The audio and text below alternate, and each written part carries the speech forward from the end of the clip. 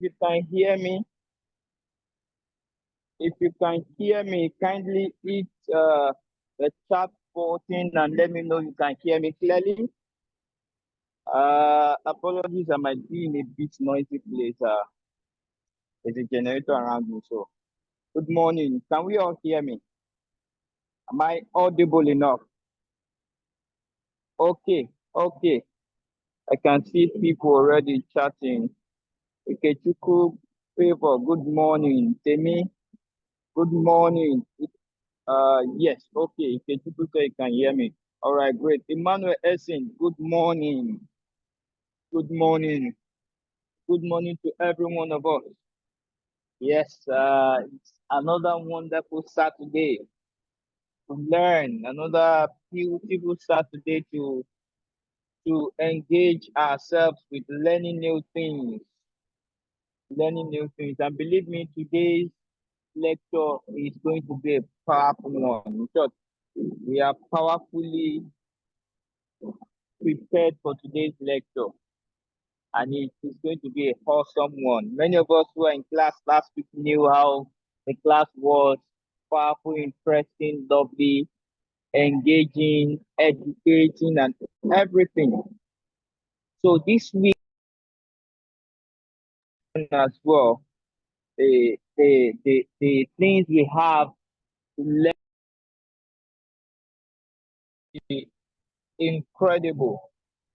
So please, I want us to hold on for 5 more minutes so that we can admit more people from there. So please, if you are in the class, just hold on for 5 minutes. Just hold on for 5 minutes while we admit more people in class. 5 minutes, please. Don't leave the class. Just hold on.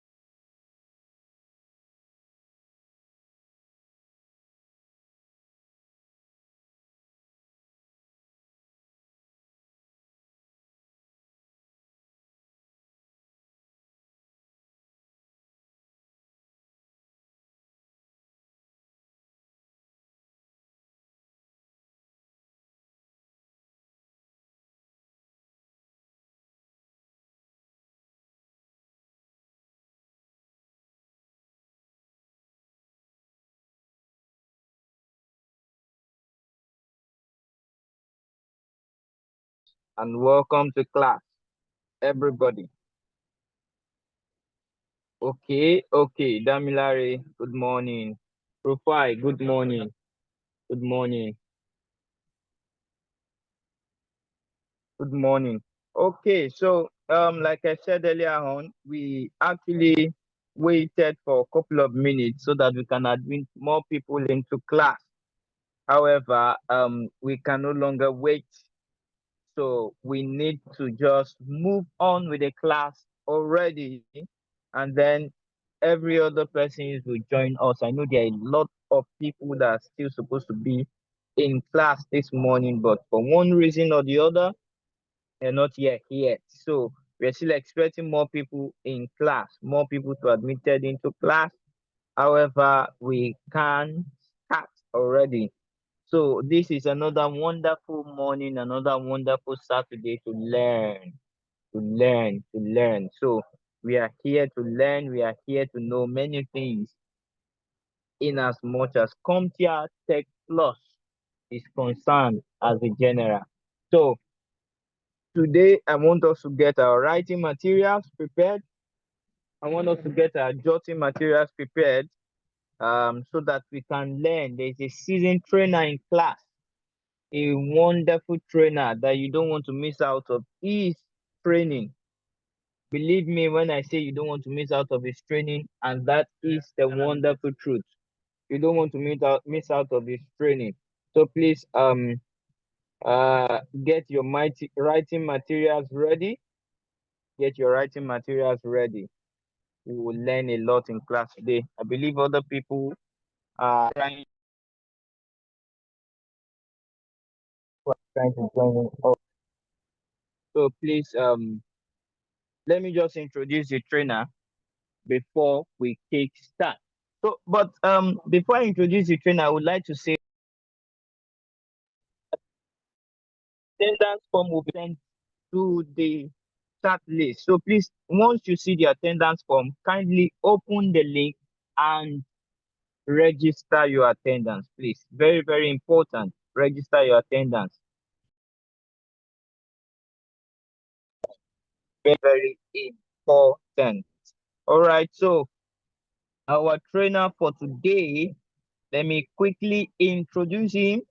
Then he would just take the class from there. So our trainer for today is none other person than Clifford Ezekiel. Clifford Ezekiel, can we all welcome Clifford Ezekiel, our trainer for today? Can we go to the chat box and welcome Clifford Ezekiel to the class?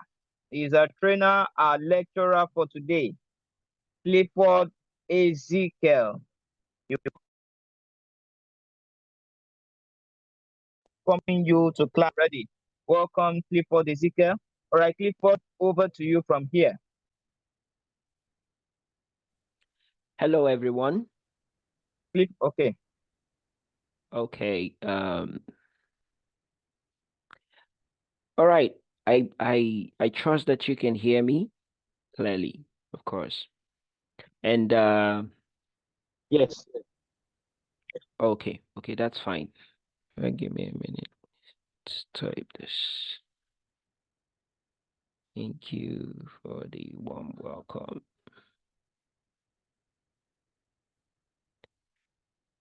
Okay.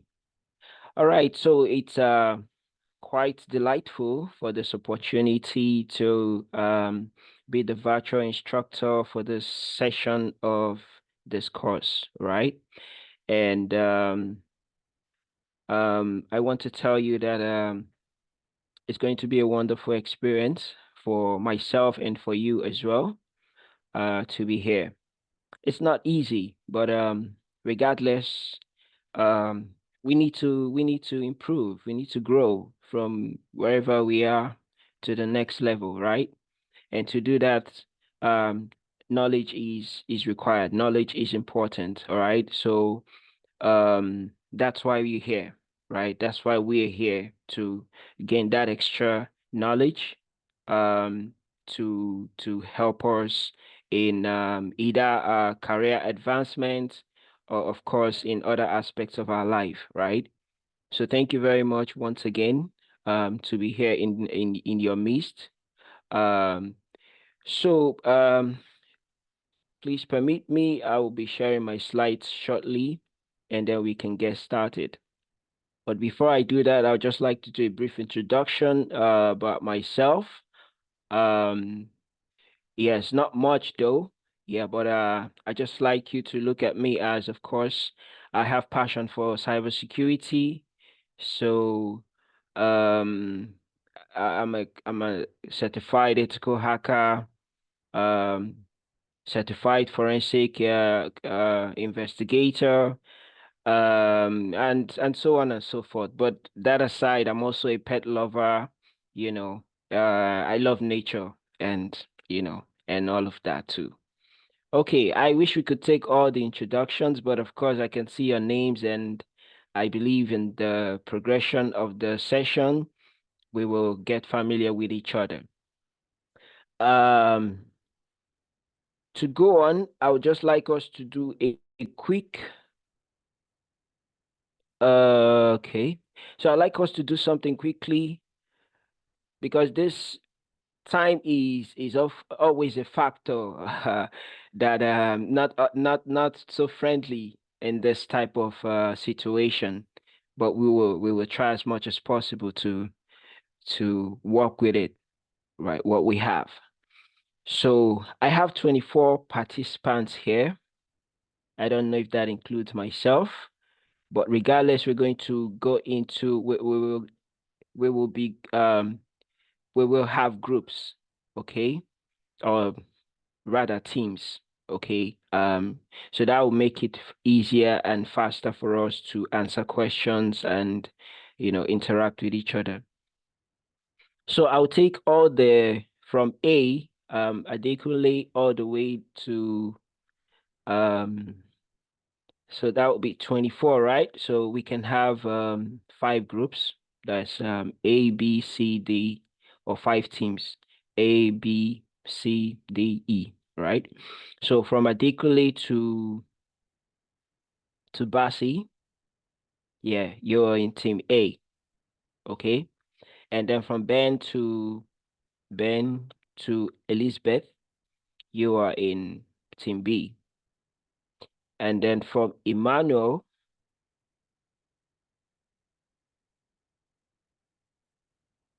to Isaac, you're in team C. Linda to Promise, you're in team D.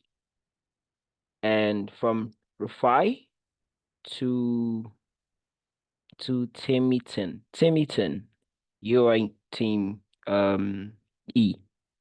I hope we get that correctly, right? Okay, so the reason why we're having this team is um so as it stands right now, every team has 100% accuracy or okay. Yeah, in terms of question answering, right? So everyone is 100% right now. And if you want your team to continue to maintain your percentage, that's 100%, right?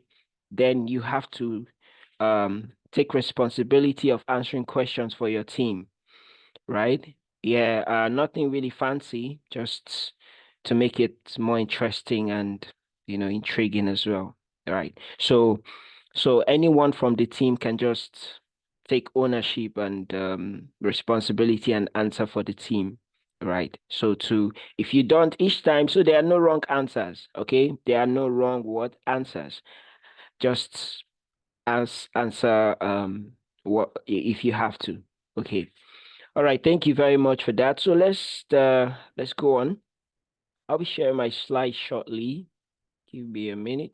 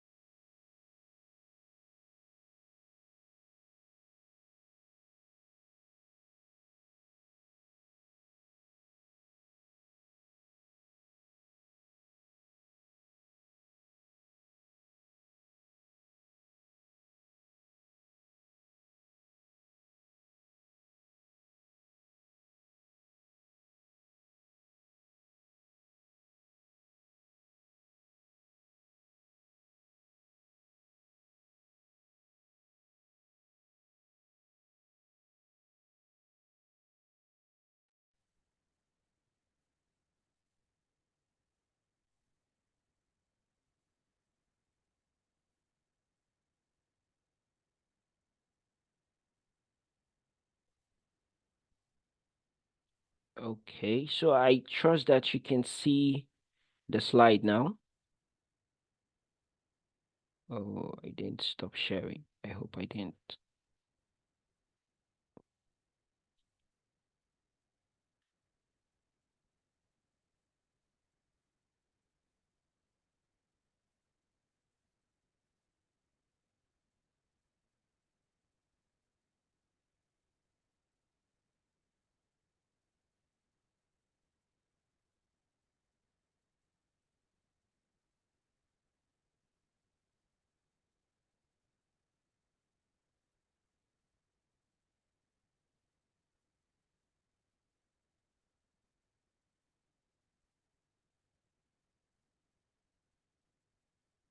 All right, great. So I believe you can see the slide. So if you can, I really can't see your hands. Okay, okay. I think I can. Just put it in the chat box that you can see it.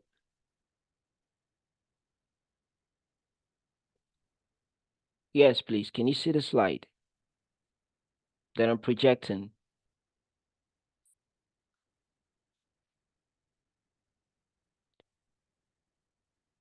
Okay, I think Martin, just look at ask the person close to you, maybe above or in the particular, sorry, in the order, in the alphabetical order. Um, just fix yourself into any team. It's fine. Okay? I hope you get that. All right, great. So yeah, okay, that's fine. Okay, so great. So we will be we will kickstart this with um certain topics. Of course, this is one of the sessions you've had on this course coming along.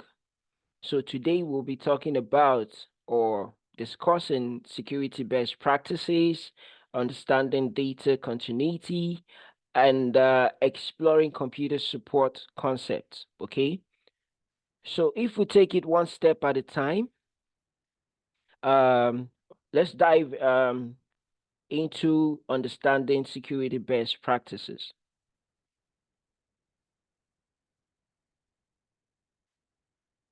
So when you look at the when you look at the so, okay, I have to go back. Okay, so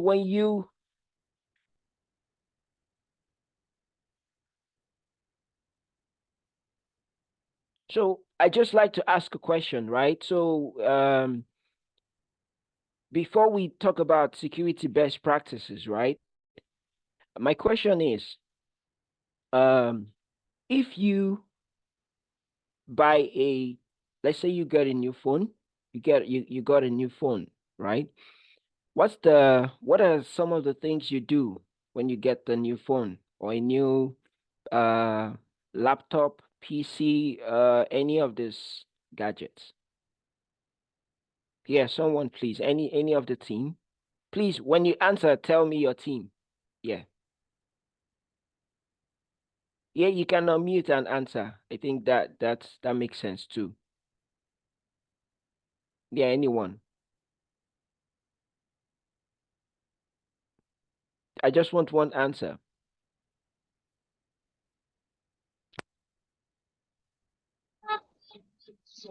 Good morning.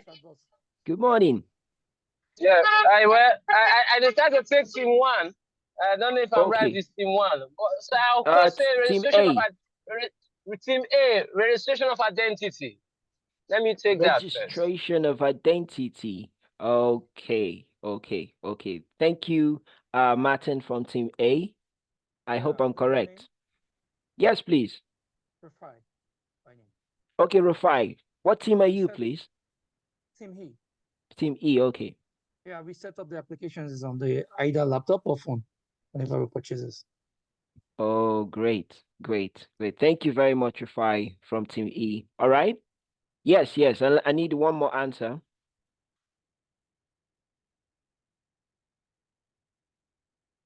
Yes, please. Let's manage our time.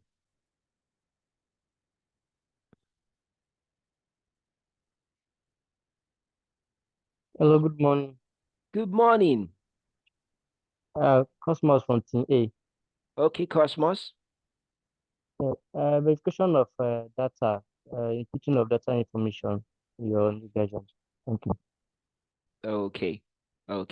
All right. All right. Thank you very much for these answers, right? But there's something I want us to take into consideration, right? And that is security. We're talking about security here, right? So when you get a new phone, a new PC, what security concerns no, not the concern. What security measures or control do you put in place just to secure that phone or the laptop. Okay, Try again. Cosmos Maybe again. good All morning. right, Cosmos. Okay. That would be setting up your password. Great. Setting up what password?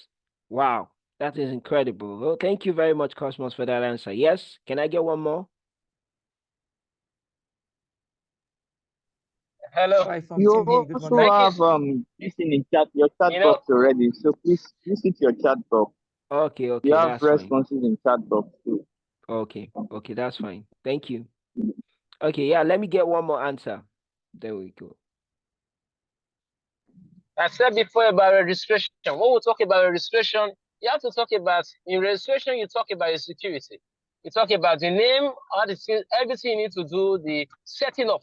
In a nutshell, let me use the word setting up. And the setting up security is also part of the setting up too. Thank you. All right, thank you, Martin. Okay. All right, thank you very much, everyone, for your answers. Um, great, great, great. Okay, so yes, we don't want to generalize things. We just want to narrow it down to security.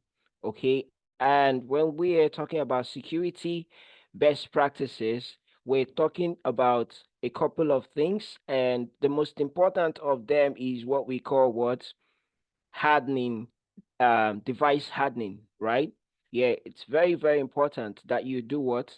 You carry out this um, device hardening settings. It covers settings, it covers configuration on your device to make it what? Secure. But I must tell you that of course, there's no 100% secure security anywhere, all right? But the goal of device hardening settings and configuration is to make it what is to make it difficult for the attacker to carry out his or her intentions, right? Malicious intentions on those devices, right? And that's the goal. That's the what? That's the goal. All right. So let's look at some of the things we can do. We have the updating devices and enabling what passwords. That should be your number one thing. The number one thing you set up, right? Yes, you should make sure that you get the latest update from the OEM, or from the vendor, which they always have, they always make available either on their website, or of course directly on the phone. You can access the update. Okay, so if you take for instance, I guess a a a bigger market share of PC users make use of Windows, right?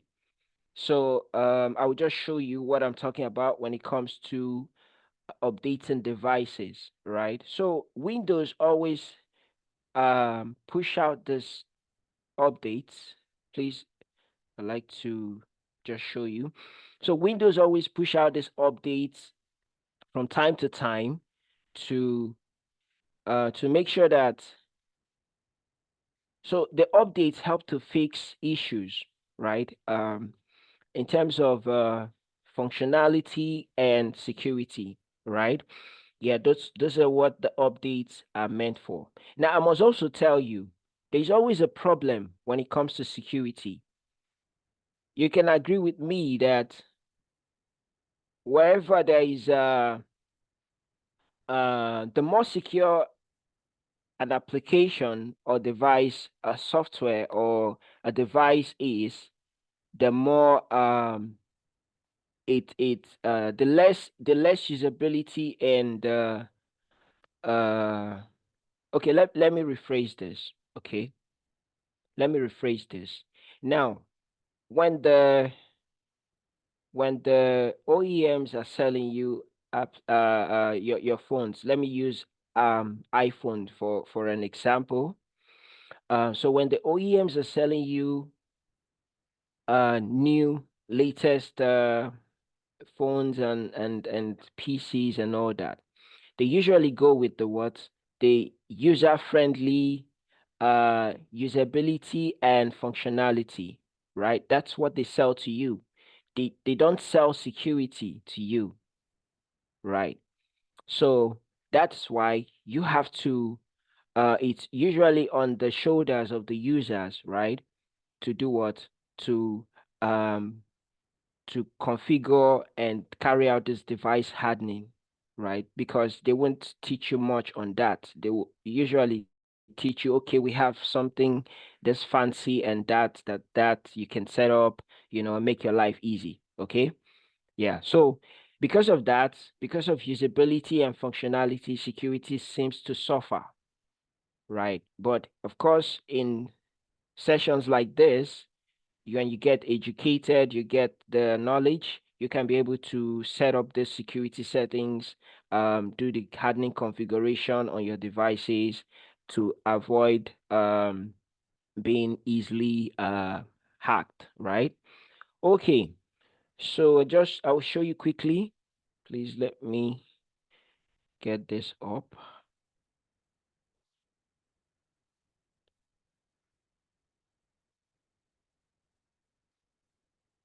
So this time around, I'm going to share my whole screen so you can see what I'm doing.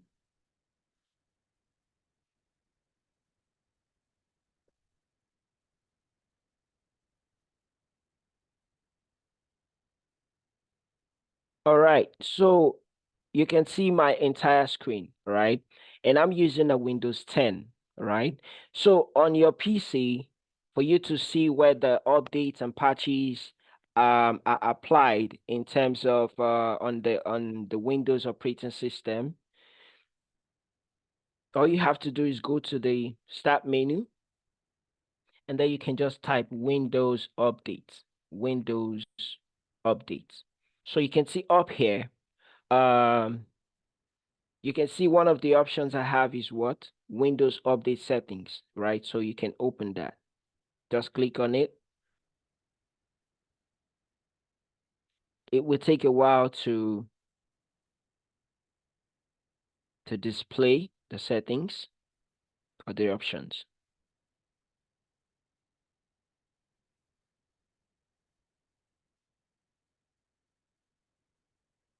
Okay.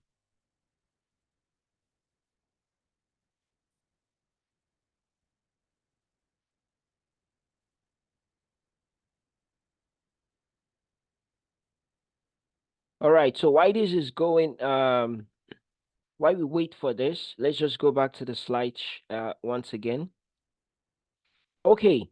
So that we're waiting for what? To see the display for updating devices that is loading. Now the next thing is, of course, setting up your what? Passwords. So at the time that you carry out your setup, password and pins are some of the things, or some of the things that you get to set up, right? Um, Along the way, or when you're doing the setup, right? Yeah, and it's essential because um for privacy, you will need to set up your password and your PIN so that only you and you alone, or whoever that has that, is authorized to what? To access the device or the application. All right. So it's it's that important that you do that, right? Is there anyone here that doesn't have a password on his or her phone? Of course, it's not a do or die affair, right? But it's important. I can tell you for sure it's important, okay? Yeah. All right. So next, let me check back if it's downloading. Okay. Where you? All right, it's still loading up. Okay. Okay, so let's move up. Let's move on rather. Yeah, so those are the things you can do. Check for updates, new updates or latest updates, and make sure your device is up to date. And then do what? Set up your passwords and PIN. And to do that as well, for passwords and PIN, of course, this is not a setup, but you can always find it by going to the just press the Start menu, and then you type your I'm not sure if password will work. Okay, so I just want us to see the whole options. Okay, so you see the sign-in options, right? You can see the sign-in options. If you go to the sign-in options, all right. So the other one is up too. You can see the sign-in options that we have for this device or available on this device. We have the Face ID, we have the fingerprint, PIN, security key, password, picture password. So all of these are um security signing options that we can use to ensure our privacy on this particular device, right? So I go back to the uh,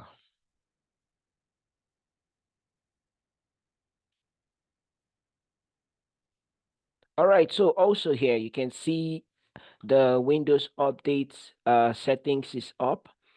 Um, never mind me, I actually paused, but my PC is up to date, right? Yeah, so down here you can see the different options of how you can set up your PC to run this updates. If you go to the this is where I actually paused it for 7 more days, right? So in the next 7 days, I won't be getting this. I won't be getting the update, right? Um, please don't judge me, okay? It's for a reason, all right? I have justification for that, okay? Yeah. So you too, you need to have your own justification. All right. So you can also change the active hours for the update. Probably if your peak hours is between 9 to 5, right? You can probably set it up to run at night when you when you're less when you're not working on the PC. All right. You can also view update history of, previous updates that you have done, right? You can also use this option to view it, and then you have advanced options. On the advanced options, you can receive updates. You can set it um to for instance, you just get your you just get notification that there is a new update, but it's not applied. There is no download, there is no application. You can also set it that you can download them automatically to your system. So yeah, those are what you can do here. So I believe there is no question. If there is, please ask me. Okay, let's proceed. Let's proceed. The next thing we want to talk about is what? Implementing physical security. Physical security is very important, all right? It's very, very important, okay? Because either ways, it's either of these two ways that the attacker will try to gain access, unauthorized access to your system. It's either they do it virtually, right, or they do it physically, right? So, um, even to think of the cloud that we make use of, right, to store our files, our data, um, we also need to understand that physical security is a part of what the cloud infrastructure, because the servers are located somewhere, physically somewhere, um you know yeah, that you can remotely store your data, right? So in wherever the site is, there is physical security implemented in those areas. But let's bring it down to our PC or our laptop, um or our phones, right? Which is of course what everyone has, right? So we will talk about the the very important uh very important um thing called the USB ports, right? And the USB ports, we all know what the USB port is, right? of course, mostly used by the flash drives. We have, of course, cables that connects to USB cables, right? Yeah, so we have to make sure that this USB ports are secure, right? Um, they are secure because it's one thing that the attacker will have physical access to your device, and they can, the USB port is an opening. They can, of course, make use of the USB port to insert the flash drive. And once they insert the flash drive that has probably a malicious script, they will try to steal your information and all of that, probably um, introduction of malware and all that. So we want to protect the USB ports. And a very important thing, gadget that we can use to physically protect the USB port is called the USB lock, right? So the USB lock is uh where is the USB? Okay, so this is the USB locks, right? Yeah, so what it does is that you just use it to block the what, physically block the what, the USB ports, so that when they try to insert maybe a USB drive, flash drive, or a USB cable that connects to some other thing, they are unable to carry out that successfully. Another thing we want to also consider is the cable locks.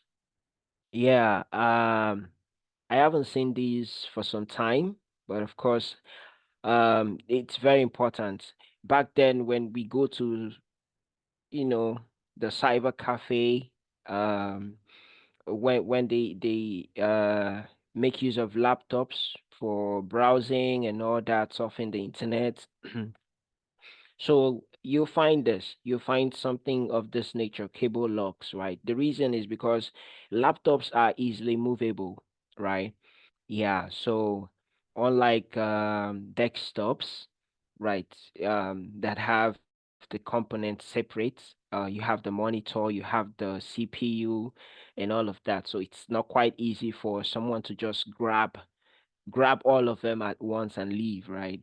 So, but that's not the case for the laptop. For the laptop, it's very easy to move. Okay, I once had this kind of situation. I went to a business center to print out, to do some printout, and my laptop was a mini. Yeah, I can remember there was kind of an incident, and at the end of the day, someone picked my laptop. Yeah, that mini laptop, someone picked it. All right, I never saw it again. Okay, so but if I had something like this nature and I locked it, um, that wouldn't have happened, right? Yeah, so it's important that we consider the cable locks too. Okay, moving on. Yeah, I'm not getting any questions yet. Is there anyone? Okay, so we're good. Okay, we're good. Okay, so moving on. Still part of what device hardening is, what using what proper authentication. I think I made a small note. Okay, I made a small note, updating devices and software to the latest version, change default passwords in any, and set custom system passwords or passcode. And part of that, okay, I go back a little bit. Part of that is we have different passwords or for different levels. We have BIOS password, right? So BIOS password is the one that you set. So it's the one that you use before the operating system loads on the system, right? So that has to be set on the BIOS level, right? And so we have the OS password and other signing options which I've shown you. We also should consider clear screen and lock screen. It's very important, okay? I've seen people just leave their laptops open to go and do something within maybe 10 minutes, 15 minutes. and that is not security best practice. Okay, you want to make sure that your your laptop screen is locked, right, while you're not physically around or available. Okay. Another thing is what change and disable default systems, settings, ports, protocols, services. Okay. Yeah. So there are setting anything default, not just on the PC. Like for instance, your phone. Okay. Let me give you an example on the PC. Right. I bet that you all don't know that you can turn off the Bluetooth of your PC, right? On your PC. Does anyone know that you can turn off the Bluetooth on your PC? Okay, so um there are a lot of attacks, right, that can be carried out via Bluetooth. Okay. So it's a I also recommend even so I usually turn off my Bluetooth and when it's not in use. Only when I need it, when it's required for use, I turn it on. And to do that, there is a feature for Bluetooth. You just have to type Bluetooth. Yeah, you can see that Bluetooth and other devices settings. Click on it. Click on it, and then you see. So you can see the toggle here, where you can turn it on and off. All right. So once you turn it on, it's on, and you can turn it off at any time. So please always make sure that your Bluetooth is turned off, because a lot of attacks are carried out via Bluetooth. All right. So, and the funny thing about it is that if the Bluetooth is always on, and let's take for instance, someone can easily pair their devices with your laptop, and then they can send in something malicious, right? Malicious software or a script, and if you have something we call auto run or auto play enabled, that can be dangerous. Okay, so you need to take note of that. All right. Okay, so I also was talking about the implementing physical security, secure location and server room, right? Those sensitive areas where the servers are found or kept need to be what? They need to be secure. Not just anyone can just go in and have access to those areas, right? Yeah. If you're not authorized, properly authorized, you shouldn't have access. Okay. So we have different ways of authorizing people in those type of areas. Probably we'll need to talk about that um in the later, as we progress. Then the use of what USB locks. We've talked about that too. Then protect USB ports using physical USB lock device. We've also talked about that too. Um, disable USB ports via software. So that is also possible. Um, so if you're not doing that physically, you can also do that using a software, maybe a third-party software, or you can also do that using the BIOS settings, or you can do that on the Windows Device Manager. So to find the Windows Device Manager, just type the device manager, right? So I'm showing you how to do simple search. You don't have to go everywhere looking for these things. Just type the name and you have it. So device manager, uh, so it's loading. The part where you have that controls your USB port is down here. So you can see the universal serial bus controllers. Click on it so you can disable this. To disable this, just right click on it, and then you can see the disable device, right? You can update the driver, you can disable the device, you can uninstall the device. So if you do any of this, if you disable it, it won't work physically. Even if someone inserts a USB flash drive, it won't work. Okay. And if you uninstall it, same thing. But I think the best practice is to disable it if not in use. If you're using it, please do not disable. All right. Okay, so moving on. Yeah. Any questions so far? Okay, great. No questions. Okay, so I think I'm a bit uh all right, that's fine. That's fine.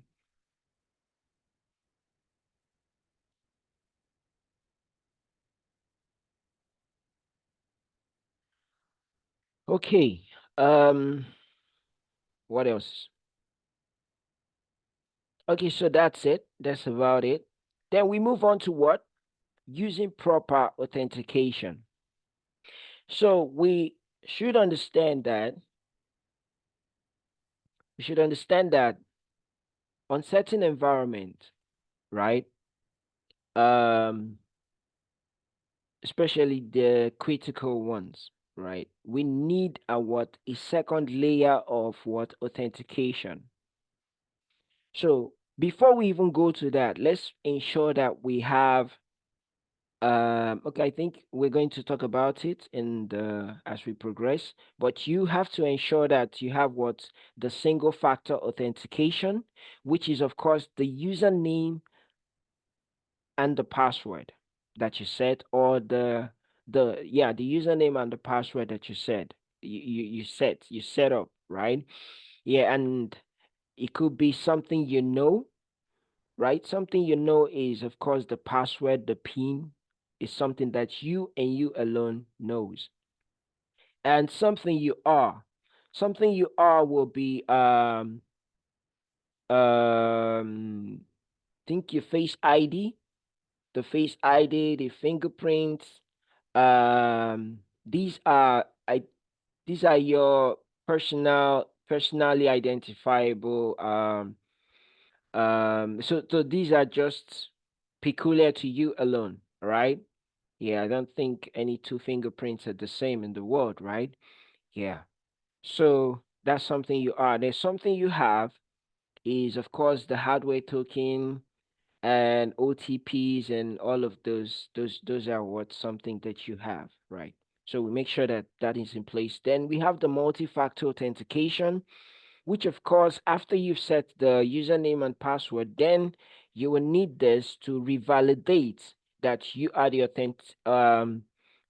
authentic person or the owner of that should have access, right? And that will of course include maybe a second password or a biometric scan, sorry, a password and a biometric scan combination, password or and a temporary code combination.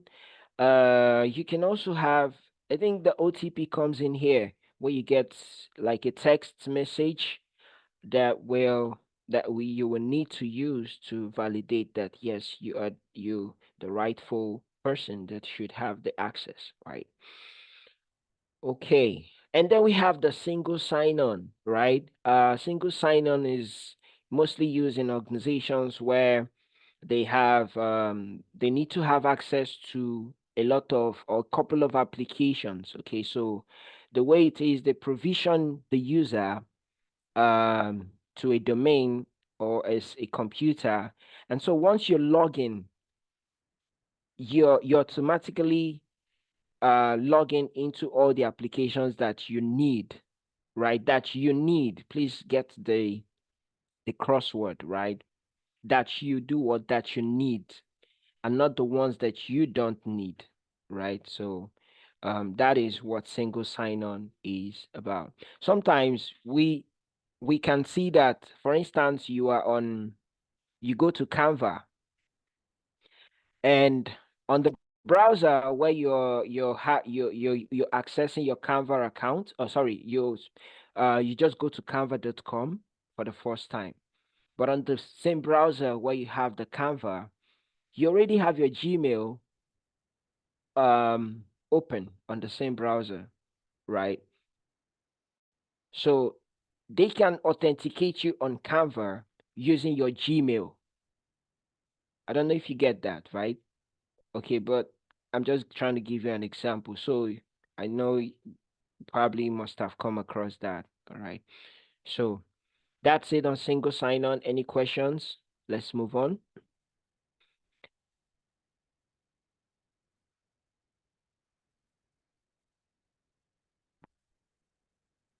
Okay, the next thing we want to talk about is protecting against network threats. Okay, so whether you like it or not, you're always a target. It's a cliche to think that you are not a target. Please do not think that way. You are always a target. Okay? Um, so please take security serious, right? Take it very, very serious, okay? Um, so protecting against network threats, we're looking at what? We're looking at, right, cutting down the risk when we are connected to the what? To the internet, right? Or any sort of network, right? So what are some of the things we can do? Because when you're connected to the network, and the network is a connection of two or more computers, right? So when you're connected to a network or the internet, you might be exposed to certain threats and risk, right? Automatically. So you need to be protected, right? Once you've joined um this public domain, right? So we are going to so there are a couple of things we can security controls we will need to have to help us make sure that we are properly protected and secure in the public domain. So we look at antivirus software. So is there anyone here who doesn't use an antivirus software? If you don't have, of course, I can recommend some for you, okay? Because it's really important that you have an antivirus. So if you look here, I have an antivirus. Please, excuse me. Yeah, I have an antivirus, and my antivirus is where is it again? It's I use an AVG, okay? I use an AVG, all right, and it gives me good protection, right? It protects my system, especially internet phishing attacks and all of that. Yeah, a lot of the websites that we go to have malicious, you know, malicious um a lot of malicious things. Let me just say it that way, right? So links, and they're always attempting to install things on your system. So we need the antivirus to block those attempts. Okay. Another thing we need to have is the anti-spyware. Yeah, anti-spyware software. Yeah, it's important as well that you have the anti-spyware software. So this one here, um the anti-spyware is usually defending against hardware and spyware, right? That's one family of malware. Okay. Another one will be the anti-spam. The anti-spam software will help to do what? To filter out a lot of phishing emails, junk email that we receive, right? Yeah. And then we have the software firewalls, right? Software firewalls will block, where they also filter and block potentially dangerous network traffic coming into our system, especially when we're connected to a non-trusted network, right? Yeah, so you can see some example. An example is the Norton 360 suite. So it has the antivirus, the anti-malware, and anti-spam features. So just like this one. So if you see my own here, you can see that on the PC level, I am protected. It says stops threats in real time. So I'm protected on the PC level, and I also have protection on the web and email. So if I install like the antivirus extension on my browser, it can be able to help me filter out certain phishing websites, links, and all of that. So you can see, even if it's a basic protection, but you can see what it's doing for me, right? The work that it's doing for me. So I advise you have one, okay? You can even download this, it's free. But yeah, this works way much. I have a licensed one. I have a licensed Norton. Yeah, but on this particular PC, this is effective, so it's not a problem. Okay, so that's that on any questions on going back. So any questions on this? Move on. Yes, please. Any questions? We have to move quickly. All right. Next thing or next stop is to so one more thing about firewall, software firewall. So I just want you to know that when you buy a Windows PC, you have what we call the Windows Defender. This is the Windows Defender right here. It comes on it comes with all Windows operating system, okay? Yeah, so you can see here that it has several features. It has the virus and threat protection. It has account protection. It has firewall and network protection. It has app and browser control, device security, device performance, and health, right? So all of these things you can get on the Windows Defender. Sorry, we are Windows security, but of course Windows Defender. But the reason sometimes when you install another like a third-party antivirus that has most of the features, it overrides the protection of the Windows security, right? In terms of virus and threat protection, you can see that no actions needed. That's because the AVG antivirus has taken over, right? You can see here firewall and network protection. The AVG antivirus has also taken over, right? Yeah, so I just want to bring your attention to that. Okay. All right, let's move on.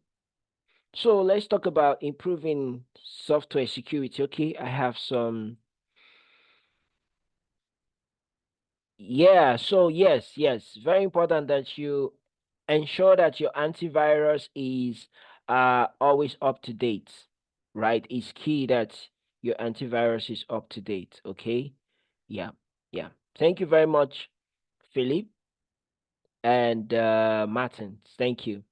All right. Okay, so moving on to improving software security.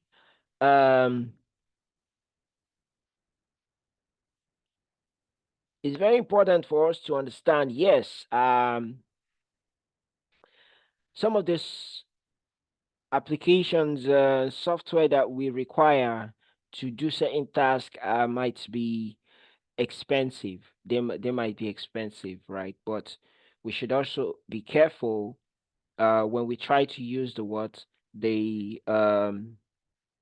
cracked ones and those ones that are too good to be true. So no, the cracked ones. Let me put it that way, right? So we make sure that um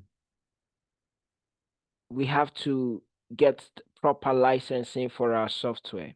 Okay, yeah, because if you part of what the proper licensing covers is that it helps you to get your it helps you to get your updates directly from the vendor um to your application. So we have different subscription licenses which can be renewed periodically, for instance every year, or maybe once in a lifetime. Some are monthly and thereabouts. Okay. Yeah. So for instance, you can see my AVG antivirus here. It should be renewed annually, right? Yeah, every 365 days. Okay.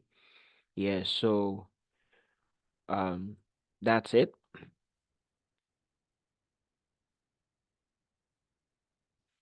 So next one, now still on improving software security, let's also make sure that we use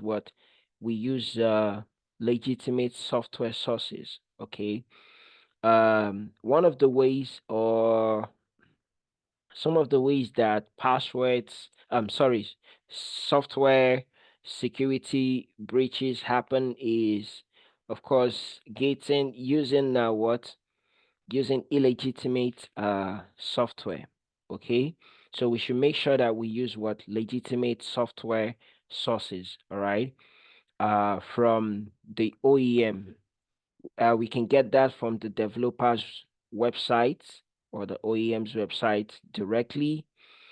We should also be careful when we go to download software from third-party websites. Okay.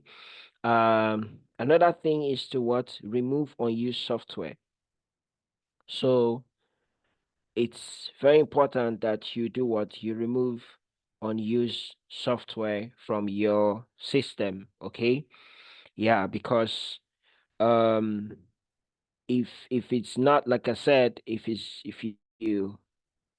not necessary, then you don't need it being around, right? So you let it go, right? And it will also save you disk storage space at the end of the day. Avoid using software avoid software piracy.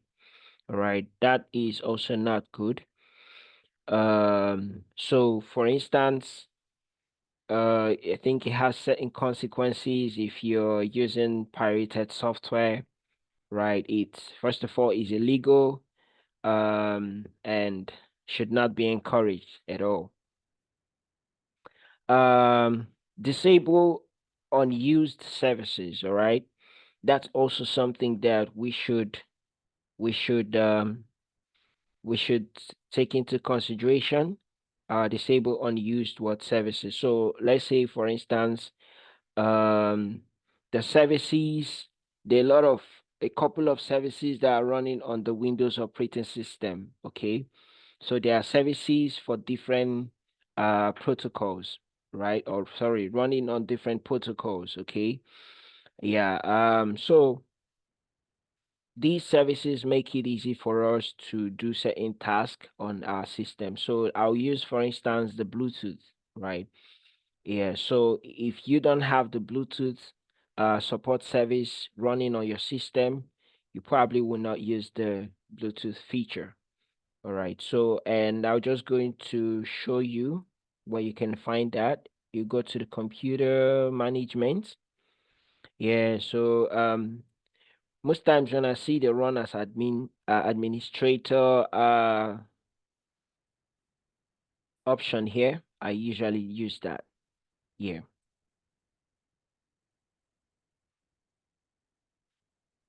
Okay, so this is the computer management, and we would like to get across to excuse me. We'd like to get across to, so here you have all the you have system tools, you have the task scheduler, event viewer, shared folders, all of these things. You can see even here we have the device manager that we saw earlier, right? So under here you have the services and applications, right? So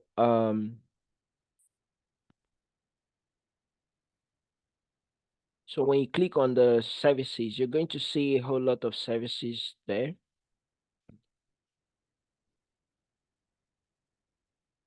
So you see a whole lot of services, right? So all of these things you can see from the services, the name, the description, the status, the startup type, the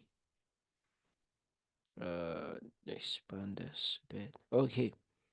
So and who is using it, right? Who is using this particular service, right? So we're looking for the Bluetooth support service, right? So that's the Bluetooth support service. So here you can either stop or stop the Bluetooth service, and if you stop it, be sure that you you will not be able to use the Bluetooth service on your system. So any question on this? I'll be glad if I'm allowed to contribute verbally. Oh, of course, you will contribute verbally, Martin. Okay. All right. Microsoft Edge with Netcraft extension, blah, blah, blah. Oh, great, great. I see your contribution. Thank you very much. Okay, okay. Thank you very much. And I hope everyone sees this in the chat. The good work that Martins is doing. All right. Thank you, Martin. Okay, let's proceed. So that's there about the services that are running on our PC. Okay. Yeah. I hope okay, there are no questions. So let's proceed to the next thing we can also do to make sure our systems are secure. We can disable what autoplay. Now, autoplay makes it easy for flash drives, DVD, CDs to be able to run automatically once they are inserted, right? Yeah, so we need to ensure that this will not be detrimental to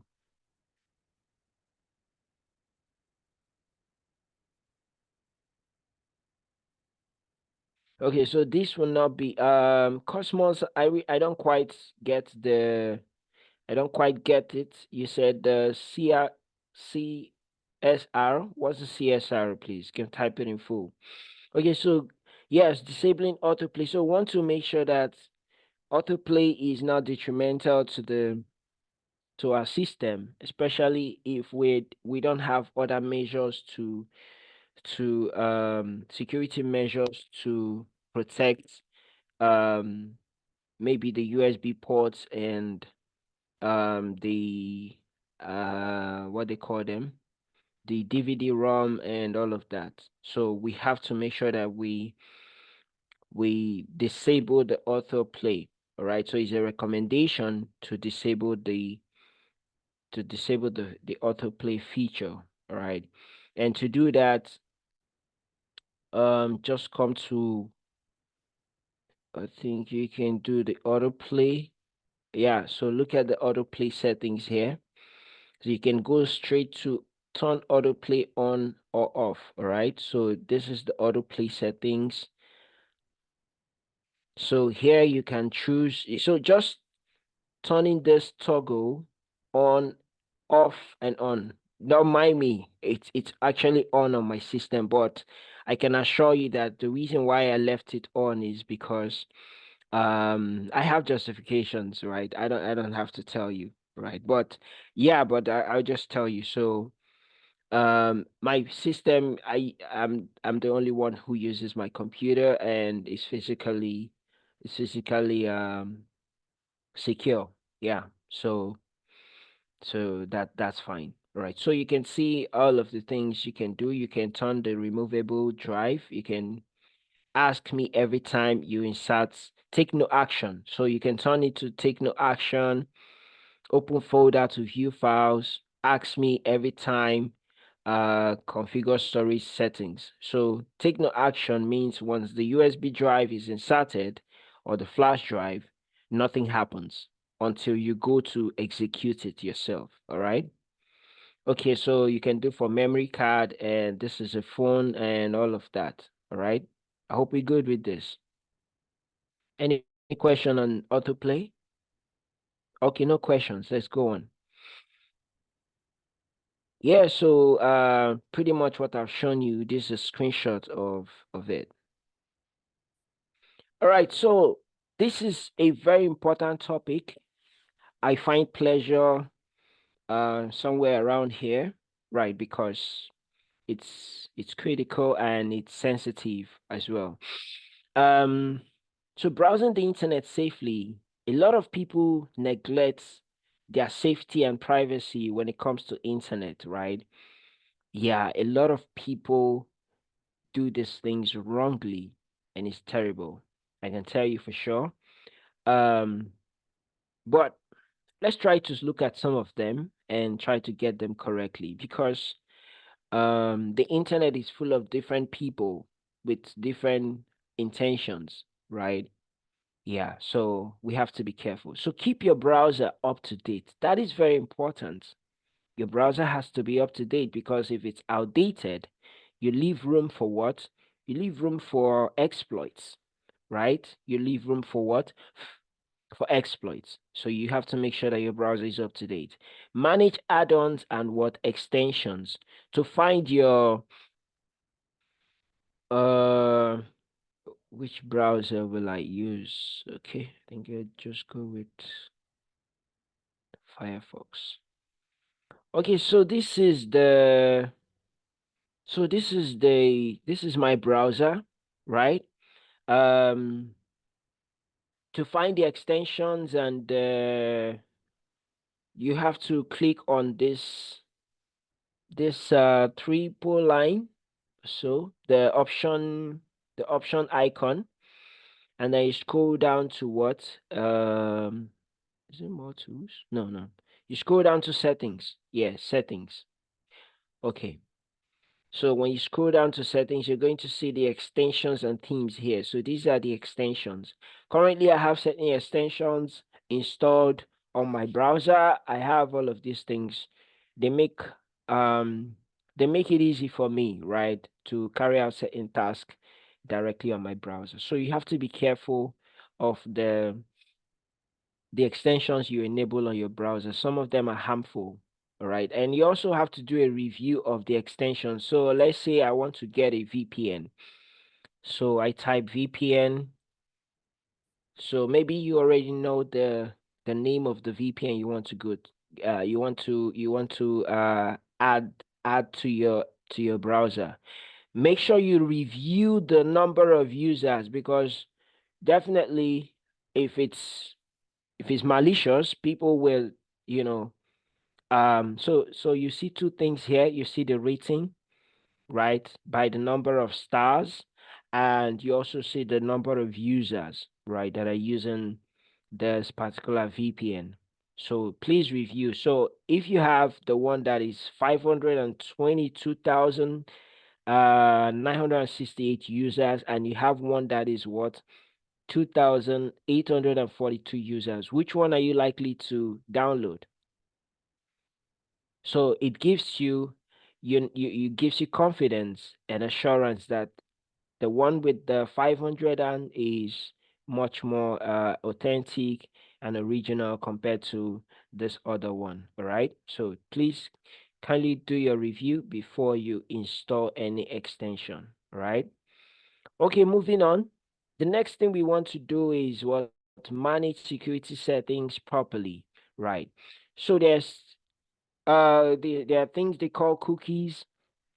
Yeah, I bet that sometimes you go to a website, you'll be asked to accept, right, or reject. Okay. Now, cookies are just what? Just certain information. It could be from ease of use to improvement, feedback, and something that can just make it easy for you to use the website, or certain information that the the developer would require, right, while you use the website. So cookies, so please always review, and before you accept. Yeah, it's very important. Clear your cache. Yeah, it's very important that you also clear your cache and block pop-ups. Okay, so the settings is also there on the browser. You can, if you go to I think settings again. Yeah, I'm using the Firefox. You can also do this on the Chrome. You can do this on the Edge, and all of that. So yeah. So when you go to we're trying to clear the cache. So I don't know if you observe something. Did anyone observe anything on my browser? Probably it might not be that easy to observe, but currently what I'm using is the incognito mode. I'm using the incognito mode. Now, I use it a lot. This is just me. It's personal, okay? Yeah.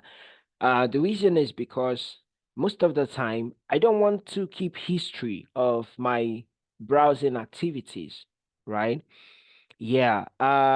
It's not because I do illegal things. It's not because I do illegitimate business with my browser. No.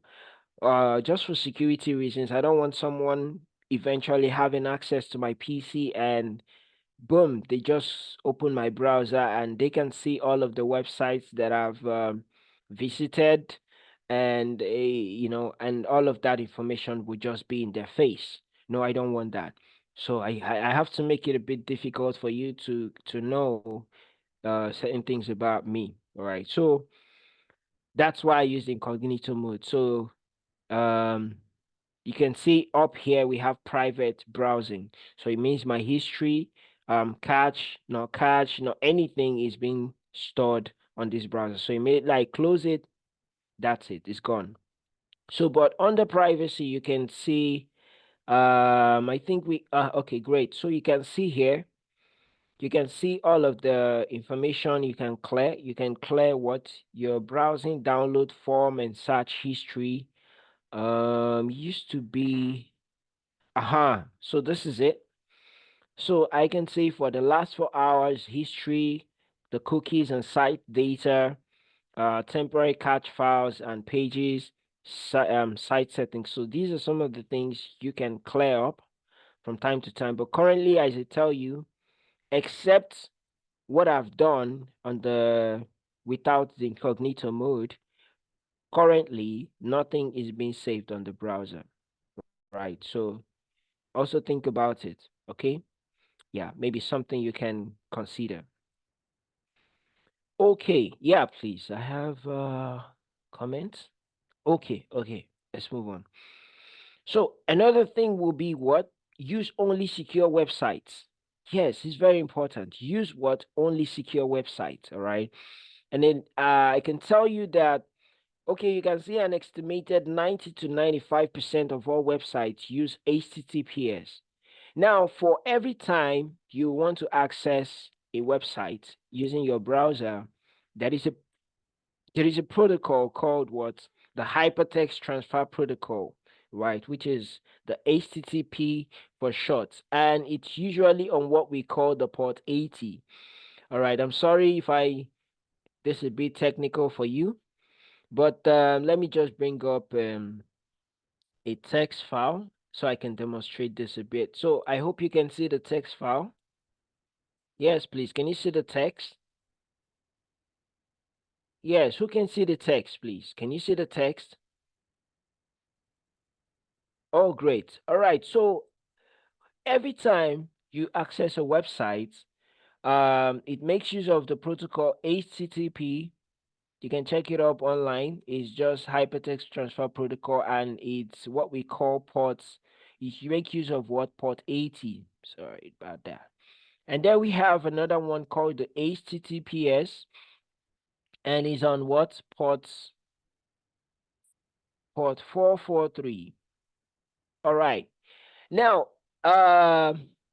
currently, this port HTTP is vulnerable, right? Because the reason why it's vulnerable is because if a website uses port 80, sorry, not port 80 rather, if a website uses HTTP, HTTP has no what? Encryption. It has no encryption. It has no encryption, and it has what? So everything that you impute on a website that makes use of HTTP is in what? Plain text. Is in what? Plain text.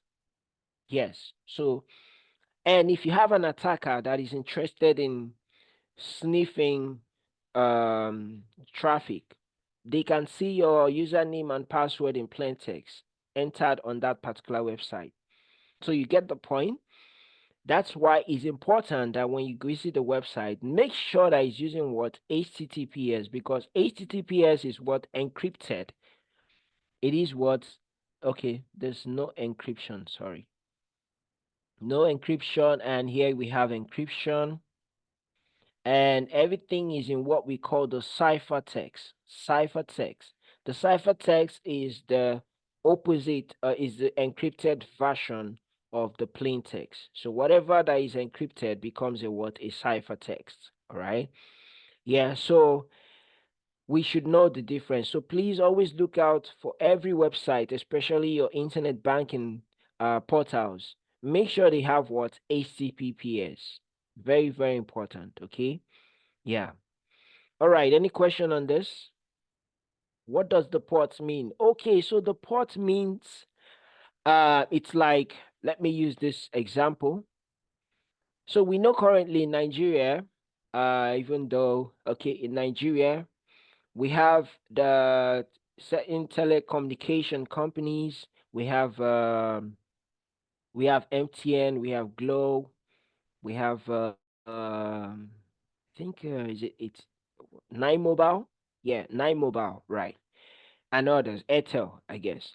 So, yeah, great, Airtel. So, you cannot, so in Nigeria, when you travel, maybe you travel to the US or you travel to Europe, you will need to acquire another SIM card that works with a what of a another telecommunication that is in the UK, because chances are that MTN telecommunication is not effective or does not work in the UK or in the United States.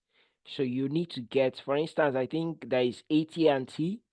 There is also Verizon. I can't recall, but I know AT&T is functioning.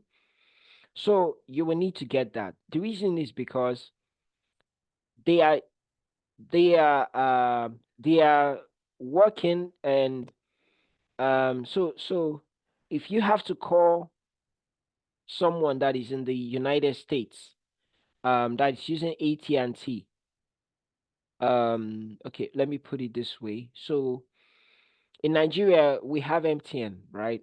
So it's either you have using an MTN line, or using a Glow line, or Now Mobile, or a Etisalat. You cannot use outside of this telecommunication guys, right?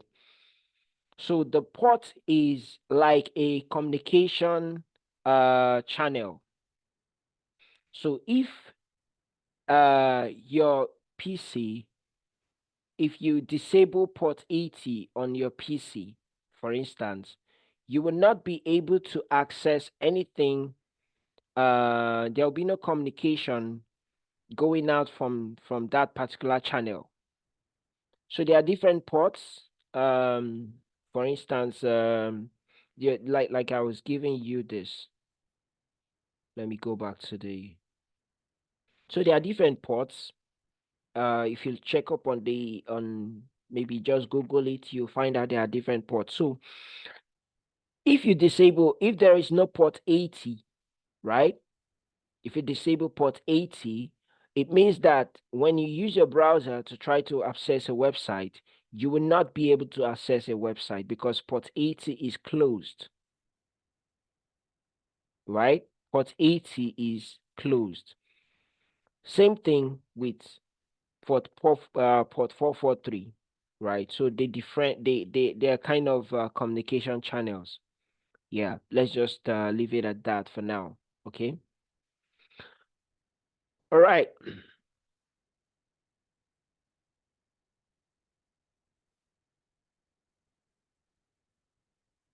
All right. Thank you, Tammy. Okay, so I think I have explained all of these. This is actually Edge. Yeah. Fortunately, I use the Firefox. Okay, we have to move faster, faster, faster. Okay, tips for safe browsing. Yeah. I think I made a couple of tips. Okay, so tips for safe browsing. Use only what? Manage set security settings properly. Okay. Use only secure websites. Yeah. I have already mentioned that. Please always check out for the HTTPS, which is the secure version, or a padlock sign that will show you that a website. So let me give you a practical example of um so let's say this is certifiedhacker.com.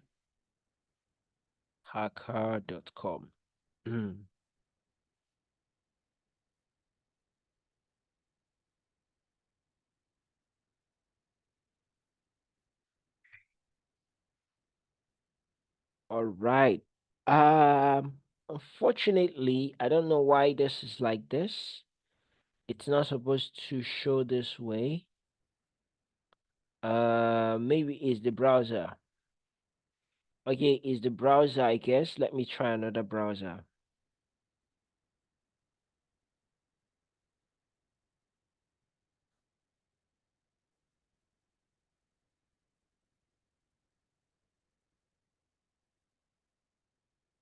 Certifiedhacker.com.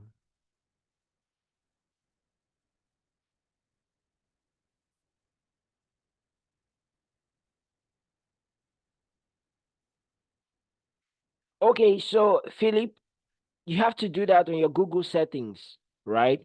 Yeah, especially since you're talking about your phone, you have to do that on your Google settings on your phone.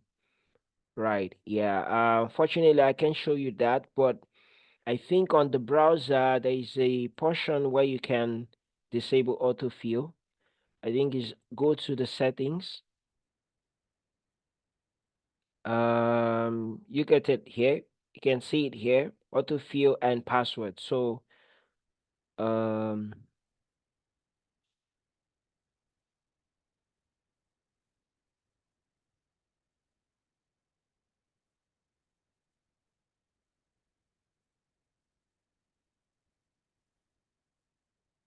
so go to the settings. So you can see the where is it? Autofill. Yeah, so this is it. Or you can just disable everything. Just think use Windows Hello when where are you? So here you can disable the autofill. Yeah, I don't want to disable that. So here you can disable autofill on your browser. Yeah, this is the Chrome, right? Is that cool? We good? We good, Phillips?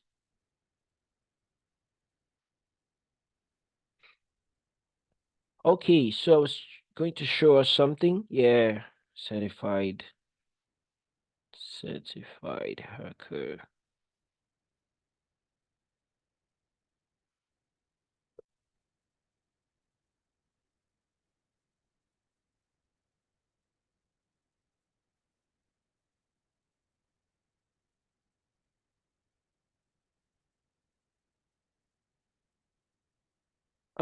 Fortunately, I don't know why the site has become secure all of a sudden.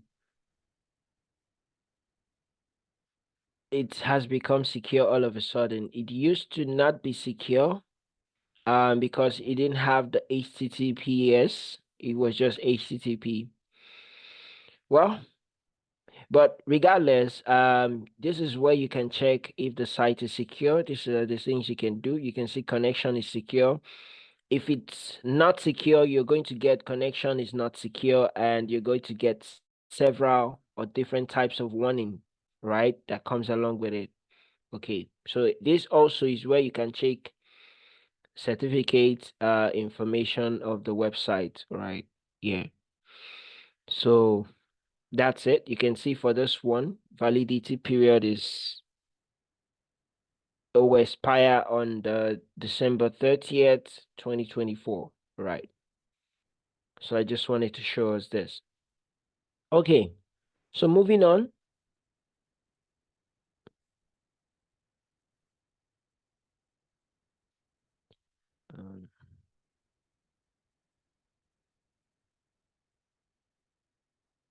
Okay, so do not visit questionable sites. All right. Just like I mentioned earlier, please make sure that you verify the website that you're downloading from. It's very important. Okay, I have yeah, okay, that's fine, James. I get your message. All right. So do not visit what questionable sites, all right? There are several ways you can find out a questionable site. Like mentioned, you have to check if it has the encryption or using the correct protocol, which is HTTPS. If it's not, please be careful about imputing your what personally identifiable information. Another thing will be limit the use of personally identifiable what information. It's very important that you limit that, and examples will be your name, address, other contact information, the names of your family members, and credits information like credit card information, your phone number, a whole lot of other things, right, that can identify you as a person, right? So you have to email addresses also, because when you expose your email addresses, you get exposed to what getting spam messages. Okay, so those are important, right? Another thing is also recognizing suspicious sites and links. Okay, recognize what suspicious sites and links. Okay, um, it's very important that you check if the site is secure, right? Which I've shown you about HTTPS. And also look out for what websites that have incorrect spelling, or they usually have illegitimate websites have incorrect spelling, and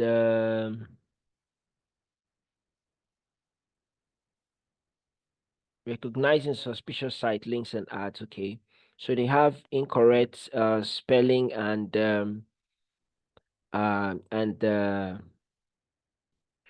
inaccurate grammar as well. Yeah, so those things are always found. You can see from the example given. And there's also something they call typo squatting. Typo squatting. So I'm going to put this in the text. Yeah, put it in the chat box. So typo squatting. Okay, so this is an attack that concerns phishing domains. Oh, sorry, domains. So we have also domain spoofing, but they are related. Domain spoofing. In fact, that's it. It is domain what spoofing. So this is an example of domain spoofing when you're looking at the websites that have incorrect spelling. So some of them will go register some attackers or malicious intent will go register a website, but they'll just change certain things, an alphabet that might not really be noticeable. Excuse me. They'll change an alphabet that might not really be noticeable, right? And what else? Another thing they would do is that they would download the website using what we call HT tracker. They will download the website using what we call HT tracker. So I put that in the chat as well. Yeah, HT tracker. You can check it out. HT tracker. Yeah, HT track. I think is HT track is a website copier. Website copier. So they will use this techniques, download the website, then they will register a domain. And then another thing they can do is that they will start to send phishing emails to people, you know, especially if it's the financial institution asking you to come rectify one or two issues with your account with them, right? So if you're not so observant, You may not even notice the domain differences, and you end up imputing your confidential sensitive information on the website. So we have to be vigilant, all right? Okay. Next thing, we want to also look at incorrect spelling and grammar, right? Yeah, so there's also something very um that I've observed, right? So most of the time when I get legitimate emails that's trying to, I'm a customer of an organization, they usually address me by my name, right? They'll address me by my name. But you see, most of those spam messages or emails, phishing emails, they will just they're generic. Yeah, they address you in a very generic way. Dear customer, dear customer is I don't know, but it's really generic. So you can also make use of that observation, right? Another thing is they will threaten you. Yeah, they will threaten you with, of course, account closure or and other things, just like you can see on the screen. So we also have to be, on the lookout for that. I wish I could show you a phishing email, but I just don't have the time to bring that up right now. There are also deals that are too good to be true.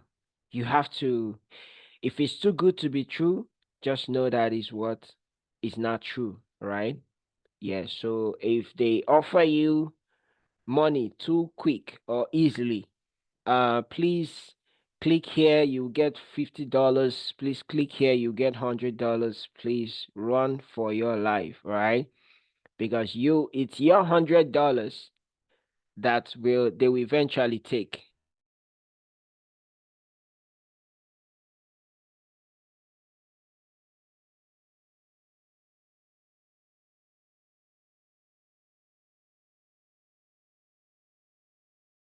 Away from you, right? So instead of you making initially, and they say that a chain is as strong as its weakest link. I just want to ask a question quickly, and my question is, yeah, favor, yes, exactly. So you have to be careful, okay? Yeah, nothing good comes easy. iPhone 16 Pro Max, don't come that cheap, okay? Thank you, favor. Yeah, so I just want to ask a question. How secure do you think you are as a person? Please, I'd like you to reflect on this. How secure are you? How secure are you as a person? Right? And then if you think that, okay, I'm doing pretty okay, I'm secure. Next question is, how secure are you as a group or an organization? Because an organization, a group is made up of individuals, right? So, and I can tell you for sure that you as a person, you might be secure. You might think that you have all the security, uh, beef up settings, configuration. You are, your security awareness is high. But then, what about the people you're working with, you're associated with? How security cautious are they when they are carrying out their task, when they're doing things, right? Because we now know that for every institution that you're associated with, they always have your information. And so, if the institution is involved in a data breach, just know that your information that you have with them will be what? Exposed. It will be leaked to the public, right? And you don't know whose hands it might get into. So we just have to be careful, right? But like I said, there's never 100% security. So, but you have to do what you have to do. So users and passwords.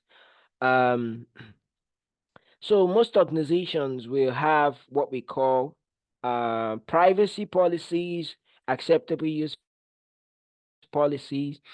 These help in curbing what social engineering attacks, right, on the employees or the staff, right? And it also they will have what they call password policies as well to help them in terms of configuring the best password complexities. Okay.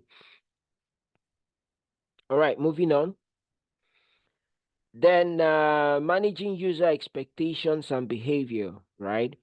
Yeah, so inside of your acceptable use policy, or there is also what we call the internet use policy, right? Or other, other use policy, depending on other aspects they want to touch. So in there, they're going to tell you what is acceptable and what is not acceptable. Okay, so most of the time, examples of content or things that are not acceptable are adult content, especially if the system is given to you by the organization, right? Or is a BYOD, that is bring your own device, and you have to join the network every time with your own device. So they have to observe that you don't do adult content on it. You don't advocate violence. You don't use unlicensed copyrighted material, because when the case comes, I think the organization will have to answer for it too. You don't use content related to drugs, alcohol, hard drugs, tobacco, or gambling. You don't do content about hacking, cracking, and other illegal computer activities. You don't also get engaged in what weapons, illegal weapons related content as well. So these are flagged. And also in those acceptable use policy, I think they're going to outline the consequences of you getting involved with any of these things that are prohibited. Um, for instance, some of them will require that you're banned for a while from doing this and that. Some of them will also require that you're terminated immediately. All right. Then a very important key factor is what we call the security awareness. It's very, very important. Now, security awareness is for the general employees, the general staff, and all that, all staff. But we also have what we call the security training. Security training is meant for professionals, right? So let's say you have developers, software developers working in an organization. So they have to do what? Undergo security training. So in the aspect of their work or field, right? So that they can be able to inculcate security practices in their day-to-day work, right? So security awareness covers things like phishing emails and phone calls, and how to decipher these things, comprehend, and what thwarts them at the end of the day. So security awareness provides what? Education to every user in the organization, and actions there are appropriate actions to be taken when they are faced with this the situations. All right, moving on, we have expectations of privacy. We've talked about privacy earlier. Certain things you can do, you can make sure that, like I said, I use the incognito mode. You can make sure you clear your history, your cache, you know, all of those things are to privacy. And also limit the use of what? PII, personally identifiable information. Sometimes you can have different passwords um, for for certain websites, maybe different categories of websites. That maybe for your social media, you can have a set of passwords that you use. For your internet banking, you can have a set of passwords, something of that nature, right?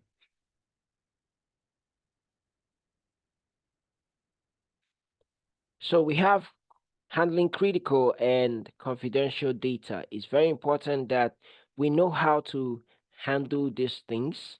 For instance, the passwords, the PII, our customer information and company confidential information, right? Yeah. So give us examples of company confidential information. Can I see some answers in the chat room, right? Yeah, examples of company confidential information. Can't see. Okay. Yeah, so all of these things need to be what? Handled carefully. They have to be protected. They have to be what? Uh, they have to have proper authentication and authorization. Okay? Yes, they're very, very important. Okay. So that takes us to what? Password management.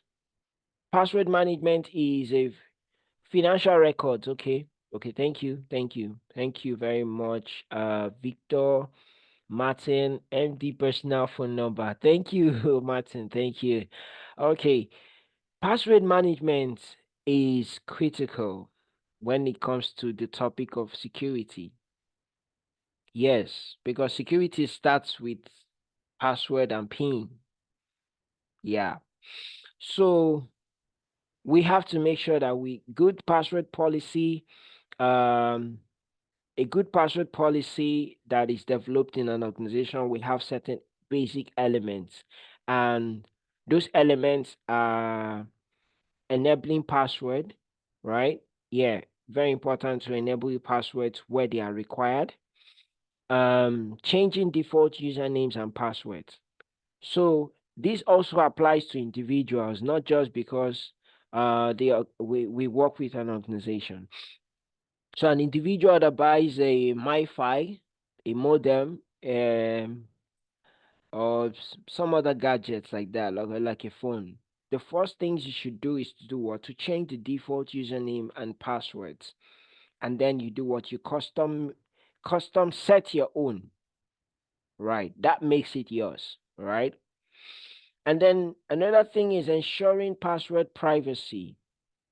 It's very important, right? Ensuring what? Password privacy. Okay? You don't disclose your password. You don't give it to anybody. Yes. You don't give it to anybody. It's your passport to get an access. So you don't just share it with anybody. Sometimes I see people, they want to send people on an errand to help them withdraw some money from the ATM, and then you give someone your debit card, and then you tell them your PIN, right? I don't say it's wrong. There's nothing wrong about that. But do you change it after that? No, you don't. So the next time you send the person again, and then you send them with the same credentials, I hope that's cool. Isn't that cool? Because when they definitely finally defraud you of your money, and then you start to cry, you go to the bank. Oh no, I'm getting a lot, all this, but you don't know that of course you facilitated the whole uh fraud movement, yeah? Okay.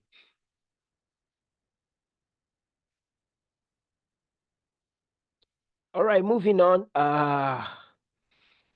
Creating effective password means creating a what? Strong password. And the strong password has certain characteristics, right?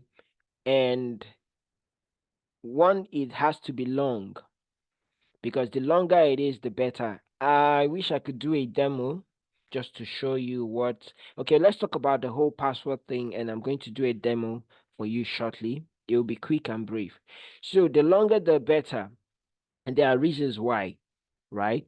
Um, I think currently it's recommended by various standards and frameworks to have at least 8 characters, right, for a password, the minimum. Um, there's actually no maximum except maybe controlled environments. But I think a particular one called PCI DSS has done a review, and the 4.0 require that you have at least 12 characters. So your password has to be at least a minimum of what? 12 characters. Okay. And then we have the password complexities. What are the combination? Capital letter, small letter, symbols, numbers, and all of these things. They also make harden the password. And then you have unusual. Please, it's recommended that you do not use words that appear in the dictionary just like that. Just like what? That.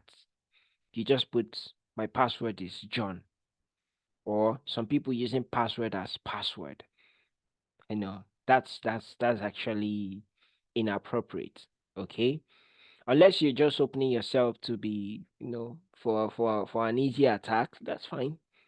Yeah, but it's not advisable. Or using a proper noun. I've seen people use QWERTY.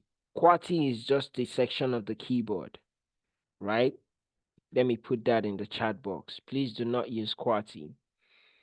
QWERTY is a section. I have, as an ethical hacker, I have done a wireless penetration testing on my colleagues. No, not really like I just intentionally wanted to do it, but I was just looking for a wireless network to.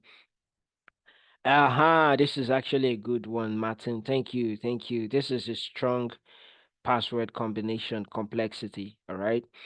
So I was just, you know, just playing around. I just wanted the network. I think my data ran out or something about, and I was surprised that I not like I was surprised though, but I mean I got into his network and I kicked him out. Yeah, I kicked him out, locked him out, changed the whole thing. It became mine. He was he was looking for who did it. So, but at the end of the day, I mean, I returned it back. So he learned a lesson. So please do not use guessable passwords. Do not use your birth dates. That is too easy. Do not use your pet name. Do not use all of these things that are easily guessable, right? Okay, moving on. Think we just have 1 minute to the break. Okay. So creating effective passwords, so you can also look up this. This is the complexity we're talking about. You can look up the complexity, of course. Yeah. Right. So the reason for strong passwords, creating strong passwords, like I said, is the stronger it is, the more difficult it is to crack, right? Especially using what brute forcing methods, right? Brute forcing methods is sort of a way that an attacker or hacker will try to guess your password using automated word lists, right? A word list that has different combinations of words and letters and numbers, right? Yeah, so you can see that the longer the password, the more characters, the longer it takes to try to break it. Okay. You're using passwords and password managers. Please, please, please. I think some organizations, their password policy prohibits you using password. At least you have to use, at least you have to do a password history of maybe 10 times before you can reuse a password, right? And then another thing you can do that can be effective for you is using password managers. Password managers are effective. So if you go on the browser, I think most browsers have password managers. So you can either have an independent password manager or you can have use the one on your browser. I think they are secure.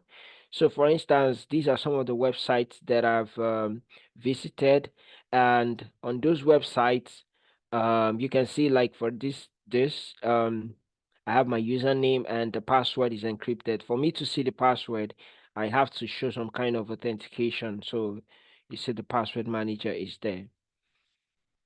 So you can use a password manager to store your password or to manage your passwords, especially if you can't remember all of it. And it's also not recommended to use one password across all platforms or a certain number of passwords across all platforms. Okay. You have to be spontaneous about it. Password changes. So some password policy will require that you change it every 3 months. That will be what, 90 days, every 90 days or 3 months, right? Is important. And also there is something That's once maybe they provision an application for you, and there's a first time change of password. So if it's a default password, you are forced to change it to your own, right? So this is important. And I can tell you from my observation, most of the financial institutions don't implement this. I mean, it's unspeakable, but let's leave it at that. I mean, what I mean is that they don't implement it for their customers, but internally they have the processes, right? Okay, encrypting data at rest. Okay, so I'll have to stop here. Probably when we come back in the afternoon session, we will continue from encryption. I hope we're good. Any question before we go? All right. Okay. So I'll see you all by 1 p.m. All right. See you by 1 p.m. We will take our break now. And be back at 1 p.m. 1 p.m. Yeah. Thank you very much, everyone. See you by 1 p.m. Bye for now.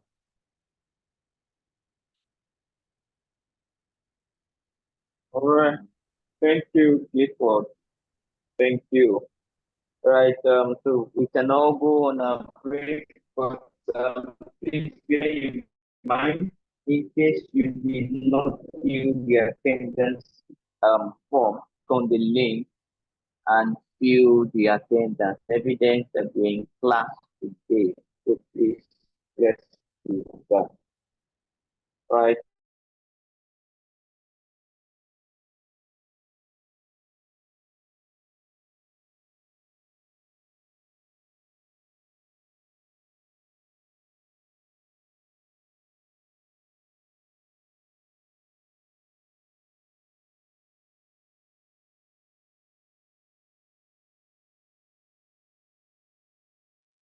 Let's go on a break.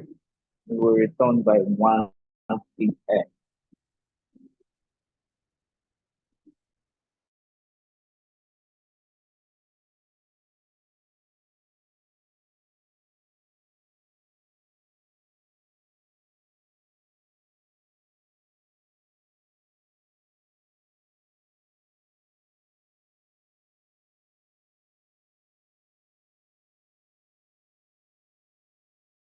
To class. Welcome, welcome back to class. So we are here to conclude the class. So over to the trainer so that the trainer can continue from here while others still joining the call. Right? So Clifford, over to you.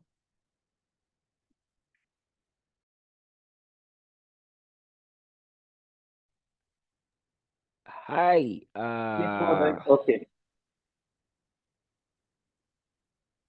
Yes. Yeah, welcome back, everyone. So let's get started. Yeah. Okay, so we stopped. We'll continue with using data encryption, right? So the subject of encryption can also be traced back to maybe cryptography, right? And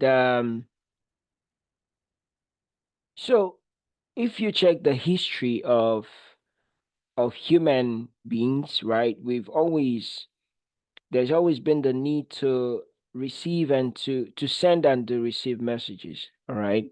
And up until today, it has been those systems for sending and receiving messages has been what improved on, right? However, I said earlier that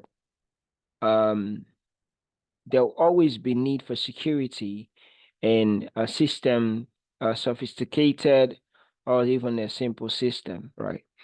So that brings us to the subject of what data encryption. Now we understand what data is. Data is something that is valuable to anyone. It could be valuable to you as an individual. It could be valuable to an organization, right? We can also call data an asset, and this comes in different forms, right? It could be digital, or it could be physical, and so on and so forth, right? But uh we'll be concerned or covering the digital, right? So let's look at some few examples of where data is encrypted in transit. So we're talking about data in transit. Please hold on. I think, okay, let's start with data at rest, right? Just as it implies, data at rest, right? That is, it's not being it's stored in at a particular spot, residual, right? So currently, for there are different data is usually stored in a storage system, and we know that our storage system in the computer, or we have different types of storage systems, right? You must have learned that in the previous sessions or topics before this, right? Yeah, so you can put in the chat box just once again, remind me of the storage systems that you learned in the previous session, all of the storage systems that you have learned about the various types, okay? Yeah, so whatever the storage system, they are, of course, um, they make use of what we call file system, right? A file system is the way that the data is stored, right? For instance, we could say flash drive, we could say a hard drive, we could say disk drive. When I mean disk drive, I mean your DVDs and your CDs, right? Yeah, those are the ones still being used recently. So for that reason, there are different attributes associated with different file system, right? And you used to have, let me show you quickly how you can find the file system of your hard drive, right? So I do this. I hope that you can see my screen, my desktop. So when you do this, you go to this PC, right? So when you go to this PC, you can see your local drive, which is your local disk, which is your hard drive, right? This is where all the folders, subfolders of your operating system and other applications installed are saved, right? Including your personal files and data. So we want to find out the file system that is being used by this hard drive, and we'll right click on it, and then you go over to properties. So if you look here on the properties, you're going to see what type. Here you see the type is the local disk, and you can see the file system. The file system is what? NTFS, right? I can't remember the full meaning, but I think I can't remember the full meaning.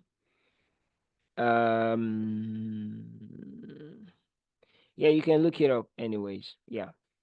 So this NTFS is like sort of like the latest or an improved way file system that that disk make use of to save data. And the reason is because they have ways of, they make it easy for us to be able to locate files easily, right? Unlike the previous one. So we had FAT32, that is FAAT. I'm putting that in the group. Okay, new technology. Thank you very much, Adekunle. Yeah. So we had the FAT32. Yeah, that is also a file system, but not as popular as NTFS anymore, right? So they help you in doing what? In your directory system, right? makes it easy for you to locate files and all that. So that's why when we're able to search here, you come here, you search for a particular file. Let's say you search for email. When you search for email, it gives you a whole lot of options, right? Of, similar names, right? And this is possible because of the what? The new technology file system, the NTFS, right? Yeah, so you should take note of that. Okay. Any question on this?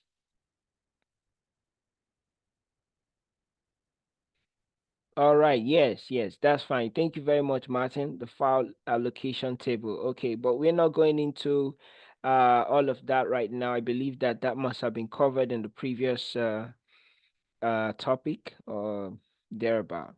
So, like I said, the NTFS, um, and another good thing about the NTFS or improved thing is that it makes use of what an encryption. Okay.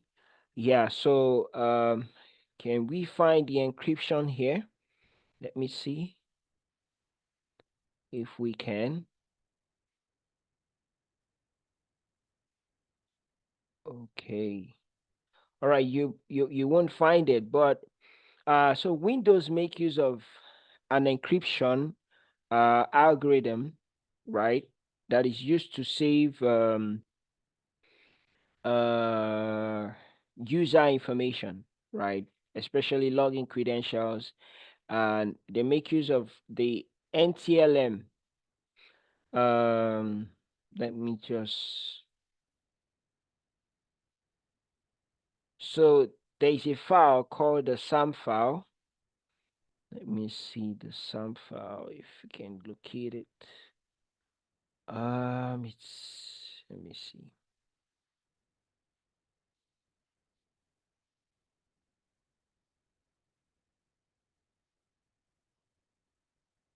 Okay. Um, I used to be able to easily locate that, but um, let me quickly see. Let me look it up, please. Give me a minute.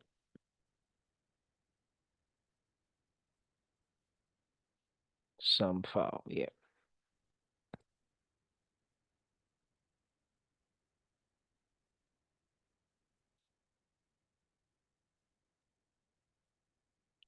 So guys, it's okay for you to use a search engine. The AIs, they make things easier for you, okay? And that's why they're there. So how to locate some file in Windows 10, okay? I think it's basically the same thing in the Windows 11, right? I just want to get the directory where it is. Can I see the directory?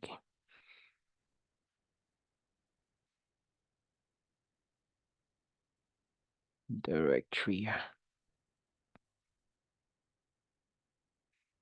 All right, so it's in the system 32 config and then the SAM.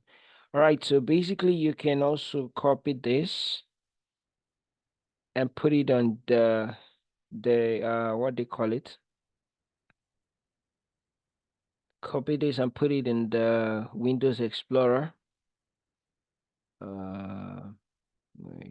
Yeah, here. Just copy it and put it in the Windows Explorer. No, I don't intend to open the SAM file, so I'll just clean this off. I just want to get in the config. All right, so the SAM file should be here. And this particular folder is the folder that Windows use for a couple of things. Very interesting files are also here. You can see the defaults. So these are settings. You see defaults, these is drivers. This is the SAM file that I'm talking about. Now the SAM file houses the credentials of the users on this particular PC or operating system, right? So you have security and you have software, right? You have system. All of these are what interesting files, but we're talking about the SAM file here. Now the SAM file make use of an encryption algorithm called the NTLM, right? The NTLM is the encryption algorithm that is being used by the SAM file. Okay, away from that, there are also ways you can encrypt data at rest. I think a popular solution that you can use is I had it in my head. BitLocker, yeah, the BitLocker. So the BitLocker will encrypt the hard drive or flash drive, and every time you try to access information on the BitLocker, you probably will need so the BitLocker will be configured on those devices so you can use it. So very interesting thing about the SAM file before I move away from that is that you cannot do anything to the SAM file while the Windows operating system is on. Let me take you back there once again. You cannot do anything to it while the Windows operating system is on. Okay, so basically, okay, let me open this.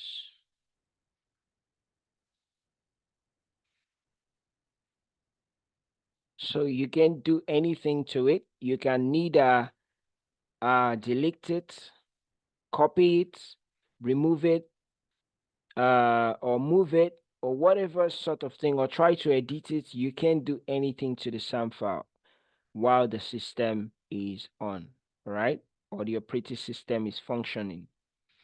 Okay, that's that about the SAM file. So BitLocker, yeah, I was going to look up BitLocker. So BitLocker is a popular system, encryption solution you can use to encrypt BitLocker encryption. Encryption you can use to encrypt your drives, right? You can use BitLocker to do what? To encrypt your drives. I think it's here. Hold on. I think Windows has it by default. Let me try to locate it. Where is it?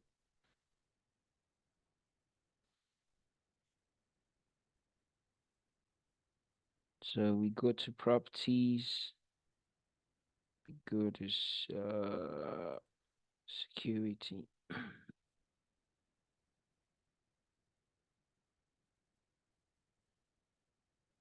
Let me look for it. It's here. I know it's somewhere here. BitLocker. Aha. So you can see it. Manage BitLocker, right? So when you open it, yeah. So this is you can also find it under the control panel, right? Yeah, if you don't want to come direct looking for BitLocker drive, right? So you can turn the BitLocker on. If you turn it on, it's going to take you to several processes where you can configure how you can configure your hard drive. You can see it. How do you want to back up your recovery key? So after you're done with the key, you can go further, but I'm sorry, probably will not go into full details, but you can always search it online to get the step by step on how to execute that, okay? And encrypt your hard disk on your hard drive. Remember, it will require you to set up a password each time, especially usually when the system is about to boot up, you will be required to enter the password, right? Then we have data in transit. Of course, when we're talking about data in transit, data going back and forth in different direction. So, and there are also different, remember we talk about protocols. So different services on different protocols on different ports, right? So we'll be looking at email, right? We have different uh, corporate email service providers. We have Gmail, Outlook, Yahoo, and so on and so forth, right? All of these platforms support encryption of emails in transit, right? It's very important because imagine you sending an email to someone and then it's been intercepted, and all of the information on it um, is is um, is um, is read, right?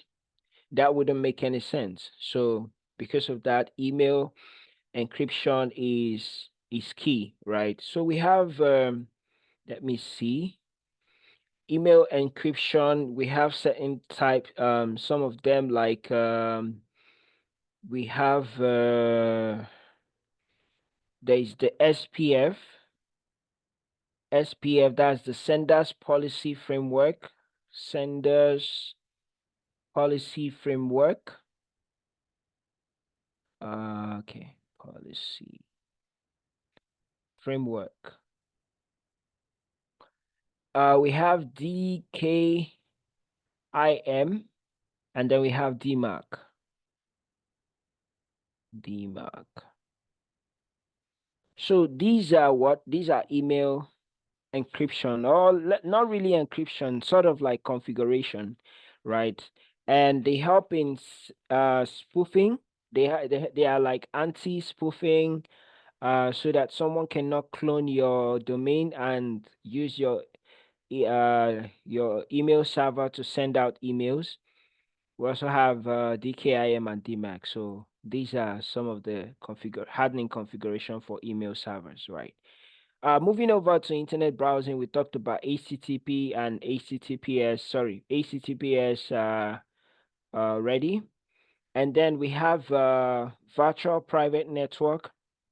Yeah, so the virtual private network, for short VPN, is offers an encrypted secure tunnel, right, between two computers, right? No matter the distance where they are, okay? No matter the distance, you can be able to access one system via another remotely, but through a secure channel. So every messages that is sent back and forth is what's encrypted, right? Through that channel, as long as it's through what that secure channel called what VPN, right?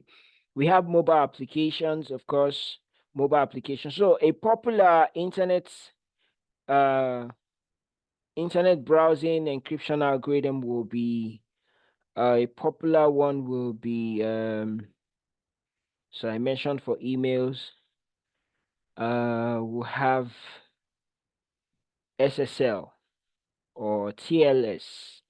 SSL or TLS, right? Yeah, the TLS is a transport layer security. I think the SSL is security socket layer, right? So this offers encryption in transit, right? Encryption for data in transit, right? Encryption for data in transit, right? Yeah. So basically, looking into this SSL TLS, there are different versions, right? I think the latest version, I think SSL right now has been phased out. The SSL, I think there's SSL 1.0, 2.0, and 3.0, and then there's TLS 1.0, 1.1, 1.2, and then 1.3. So currently the SSL, they are phased out, right? Yeah, because they are found to be vulnerable right now, that they are susceptible to man in the middle attack, right? Someone can intercept, can sniff and get the information in plain text. And the TLS 1.0 and 1.1 are all vulnerable as well. So currently, organizations or encryptions that are considered to be strong because of the encryptions are considered to be strong at 1.2 and 1.3. But sometimes you find out some organizations still leave 1.0 and 1.1 enabled, right? The reason is for compatibility issues. So, some other gadgets or devices or software applications are not compatible when you use only this one. So that's why I told you earlier that wherever security is considered strongly, usability and functionality suffers, right? And vice versa. So I'm going to show you how you can find the TLS, all of these things. We're going to use the Microsoft Edge. So this is where you can configure that.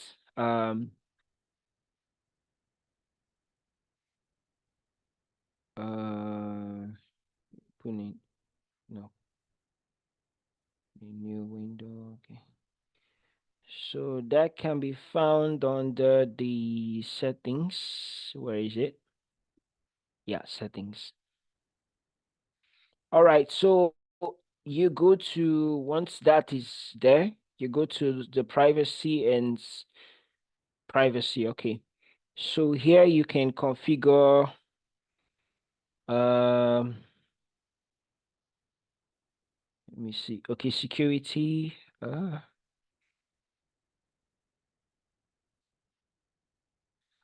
Okay. Where is it?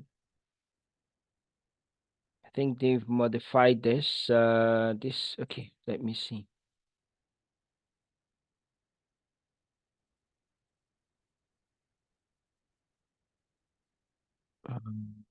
To see the settings.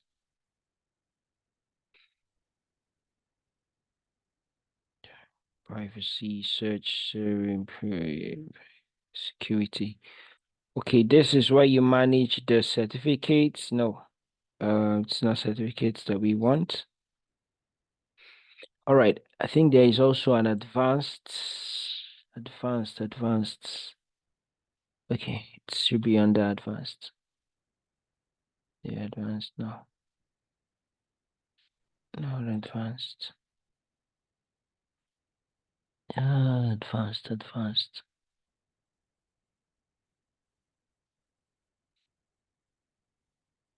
Okay, 1 minute. Let me just find that quickly and get going.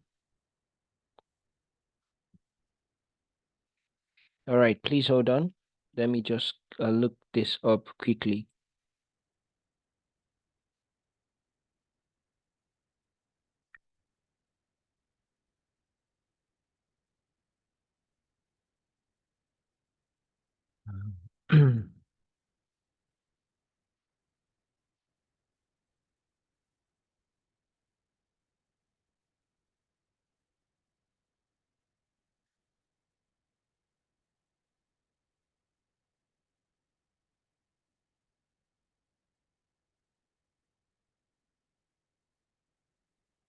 Okay, so it's internet options. Oh, okay. My bad.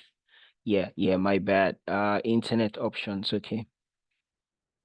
Internet options. All right, so that's it.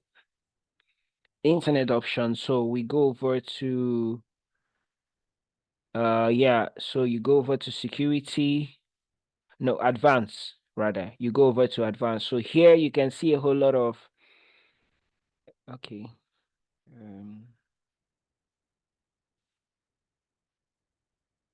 So here you can see a whole lot of options of settings, security settings you can do.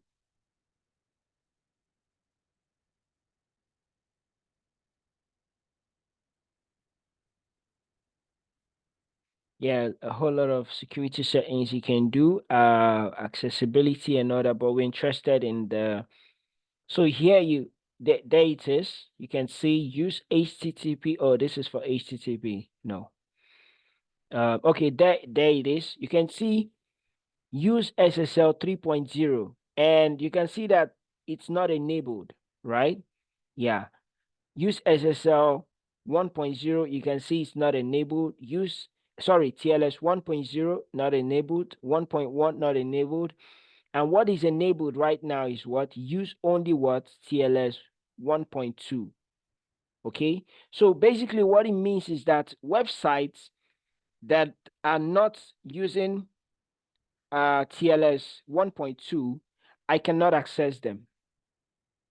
I will get a warning. Each time I try to access a site that does not use TLS 1.2, I'll get a warning that this site does not use such encryption algorithm. And then I have to take the responsibility of either I want to continue or I want to go back. Is that all right? So this is where you can make that settings, okay? Any questions?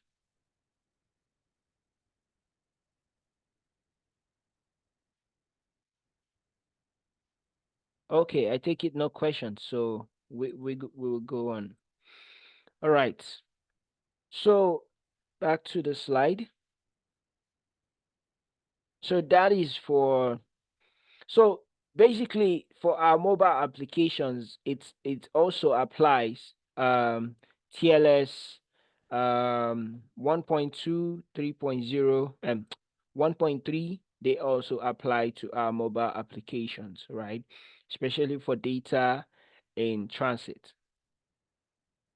So this is just a illustration of what a VPN is, right? So when you go connected to the private virtual network, okay, it has 1.2 and 1.3. Okay, that's fine. That's fine, Adekunle. That's fine. So like I said, compatibility issues, you can see from the settings, it says the 1.3 is experimental, right? That means not a lot of web applications offer 1.3 currently, right? So 1.2 is a standard, it has to be enabled, right? Okay, moving on. So this is VPN, just an illustration on VPN and how it works, okay? You can do more research on VPN, but this is just how it works, okay? All right, understanding data continuity. There's a next topic, or yeah, we will go over to. And data continuity is in just in simple terms is what can we do if there happened to be an incident, right? What can we do or to keep the systems up and running consistently, right? And let's not forget that there's what we call the elements of information security. Those are the things that govern anything information security. And if there happen to be a breach of any of them, then there is a problem, right? Then there's a problem with the security. And so I would like you to give me in the chat box what are the elements of information security. Yeah, quickly, please. Please put your team. Don't forget, I see that you're answering without your team. Please tag your team, all right? Yes, please. Can I get it? Yes, elements of information security. You can give me one, another person give me one, and so on and so forth.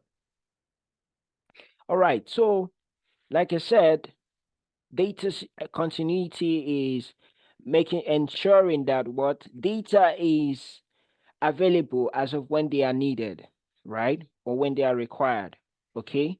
And we're going to look at two major concepts that make up what? Data continuity, right? And that is what? Fault tolerance and disaster recovery. Okay, so uh yes, I haven't gotten any response on elements of information security. Elements of information.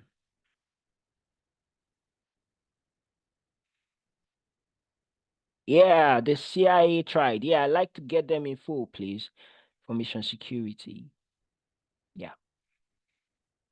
Please give me. Yeah. Confidentiality. Great. Yes. Thank you very much, Alan. Oh, great. Ayodele. confidentiality, integrity, and availability. Great. Thank you very much for the awesome answers. Yes, so yeah, so a key thing about data continuity is that it considers what availability. So the data has to be what?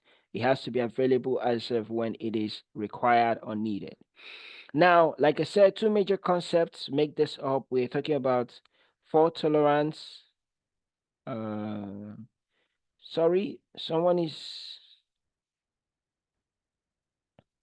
okay. We're talking about fault. Yes. What?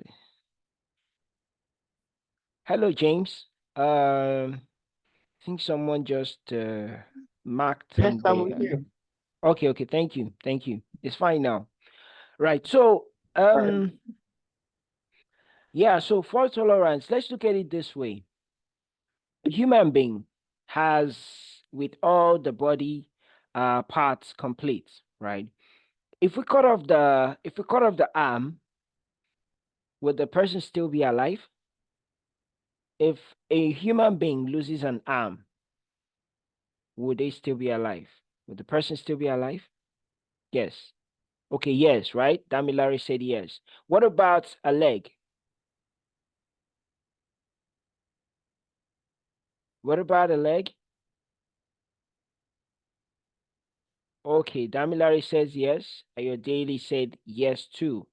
Okay, what about both arms and both legs? Would the person still be alive? Okay, I'm getting a yes. Okay, okay, that makes sense. So tell me which body part that if cut off, person is likely to die. The head. Great. I like that, Damilare. Thank you. The head, of course.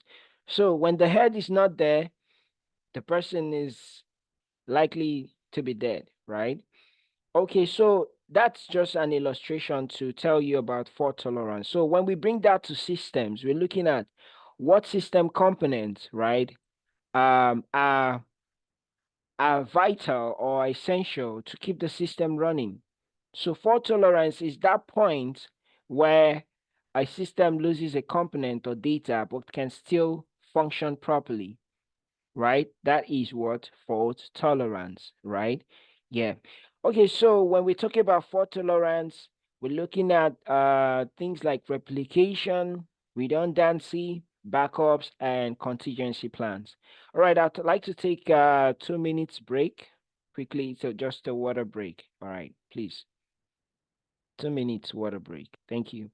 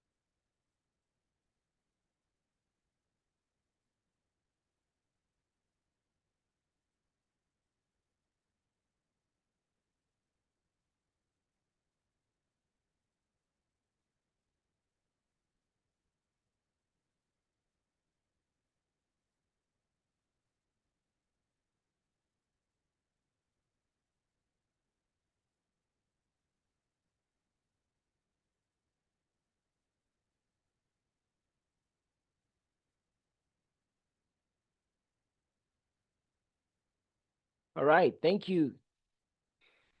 All right, so yeah, so moving forward, we'll talk about replication, redundancy, backups, and contingency plans, right? So so with contingency plans, right? Yeah, so what are the contingency plans? A plan that an organization, a company can have in place, right, that outlines the actions to be taken in the event of an incident or a problem, right? What are those actions, right? Planned actions to be taken, right? The measures to be okay, to be observed or so, right? When you have an incident or a problem, right? So those are your contingency plans. And so, what are some of the steps to take to create a contingency plan? You will have step one, you have a perfect, sorry, not perfect, you have a business impact analysis, right? Yeah, this is likened to your you do a business impact analysis. This one is a bit deeper, sort of, because I mean there is a whole class for business impact analysis, just like there is for risk assessment, right? Yeah, so it's more like that. You look at the critical business processes, the assets that you have, and which one is critical to the business, which one if has a downtime, how is it going to affect the business, right? Which one if um that undergoes a data breach will also affect the business. So that's how you perform a business impact analysis, right? And the next step will be to identify preventive systems, right? So when we say identify preventive systems, we're looking at what do you have in place already. We're not talking about I mean, we're talking about your current states, right? Yeah. So if you're looking at maybe let's give an example. You're looking at maybe your server room as somewhere after you have conducted your business impact analysis. Yeah, so what are those controls you have currently? So you're looking at maybe security guards. Do you have security guards, right? Okay, that's fine. Do you have access control mechanism, right? That's also fine. So you're looking at what those things you have currently. Now, if those security controls are not enough or they need to be improved on, by taking a gap assessment, or yeah, conducting a gap assessment of your current state and your what your futuristic sorry, we call it I cannot tell how this escaped from me. Yeah, but planned, state or something of that nature. Yeah, so that can help you to make informed decision on how you can get there. The next thing you need to do is to develop a recovery plan. All right. So a recovery plan will involve the the tools you will need to make the recovery, the people that are responsible, right? Who will be responsible? You don't want to wait till there's an incident, then you start running helter skelter, people running, maybe there's a fire outbreak, people don't are not organized, they don't know what to do. No, you want to be organized in the and just in case there might be a fire outbreak, right? So what do we do if there's a fire outbreak, if there's a flood, if there's a data breach? What do we do? So you have to assign people responsible, contacts, called, I think they have a contact persons, they have call trees and all of those things in place, right? And they also have tools, technologies, right, to try to bring things back to normal. And then you also have what are the procedures or processes you initiate, right? So the persons either initiate that processes, when the time comes, right? Yeah. So in the sense, in if it has to do with maybe website defacement, there are people who communicate that okay, we have a problem, but of course we are working to fix it, right? Yeah, because you don't want to cause panic, or you don't want the people to start panicking. That also that might escalate it in a different way. So that is you develop a recovery plan. Then the next thing is that you test the recovery plan, right? Having a recovery plan is not enough, because how can you tell that it works? You have to test it. You have to test it out. So there are what? There are drills. You carry out test drills from time to time to make sure that in the case of a fire outbreak, your fire extinguishers are working. Um, you can get the fire service at your disposal, and all of these things. So that's why you have to test it, all right, periodically. Then set up a maintenance and review schedule, right? So after all of these, you need to figure out, okay, everything that we put in place, was it able to suppress or curb the recent incident? All right, if it does, if it doesn't, you improve on it. If it does, that's fine. But of course, there's always room for improvement. And then you have the implement training. So these people were not born to do these things. The people assigned, the general staff, they are not born to do these things. So they have to undergo awareness and training on how to, right, to do the to respond, on how to respond to incidents properly. Okay. So next up, we move on to replication and redundancy, right? Okay, so replication simply means having a copy of data, computer, or network um, in another location, right? So if you have site A, that can be you can also call it, you know, there's a thin line between replication and backup. Right. Yeah.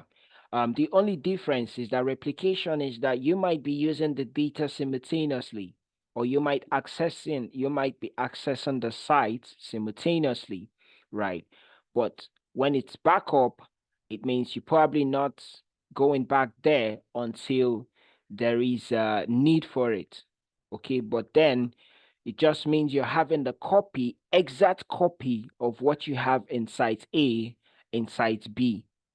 Okay, right. So we also have redundancy, right?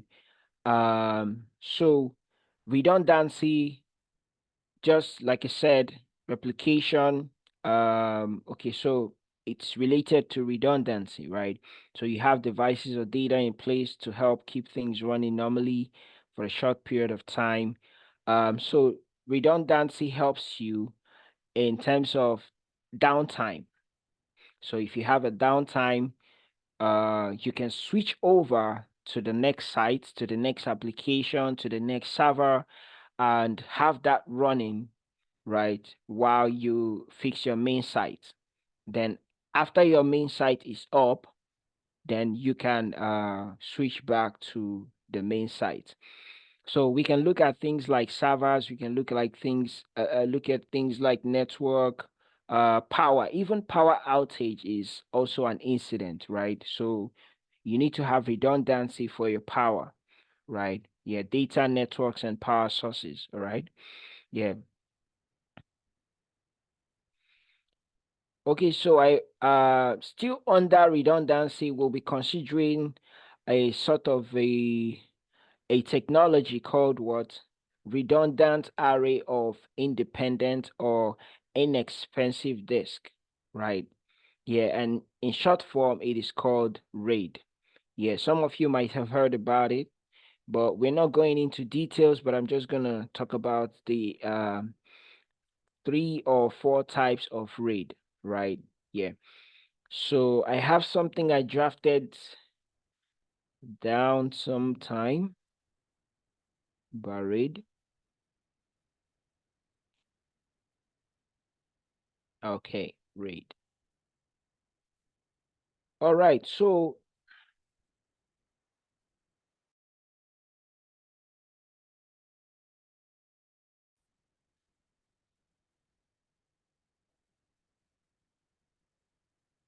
where are you?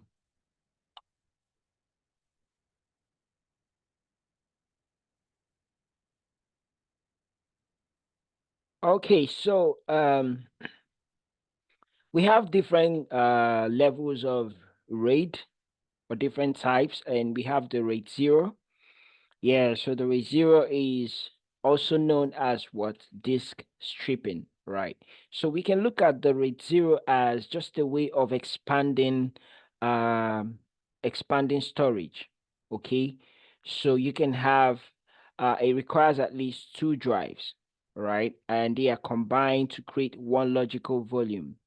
So for instance, you have a 250 gig and then you add another 250 gig and it becomes what? 500 gig.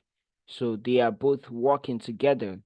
Yeah, so you can have your data stored in a stripe across the volume like a stripe, right? Yeah, so that is just about RAID 0. And they use a case used for RAID 0 will be uh, video editing and the image retouching, right? And they help for speed and caching, right? A lot. Sorry, caching a lot. Yeah, speed and caching is performance is required for those type of task, right? So you will need so RAID 0 is recommended, right? So we also have RAID 1, which is also known as disk mirroring, right? And at this time,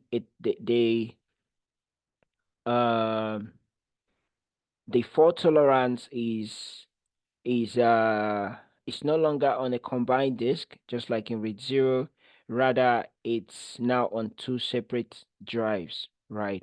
So it requires two or more drives as well. Right. So it helps in the sense that if there's an incident and one of the drives fails, um, the other one contains an exact copy of the data, and then the system will switch over to the one that is working, the drive that is working, and it becomes the primary drive. And you go back to work as usual, right? Yeah, but the disadvantage is that it doesn't help for access speed, right? And as well, the cost of maintaining that is it's higher. And we also have the RAID 5. RAID 5 is a combination of the RAID 0 and the RAID 1, all right? Yep. So we have so this is an image of the different RAID. We have RAID RAID 1 and RAID 5. Now, if you look at the RAID 5, you see, and if you look at the RAID 1 and RAID 5 arrangement, you see that for every disk, there is always a backup, right? For every arrays of disk, there is always a backup on the RAID 5, right? So that helps for right. It helps to cancel out any single point of failure at any time, right? So if the disk the first disk or disk 0 is faulty, you can get your backup from the what disk 1 and so on and so forth, right? The other disks too. All right, moving over to network redundancy, right? So we talked about data. Now we're on network redundancy, and then we might as well talk about power redundancy. Now, having redundancy is on the network is just having multiple networks, right? Yeah, to avoid what?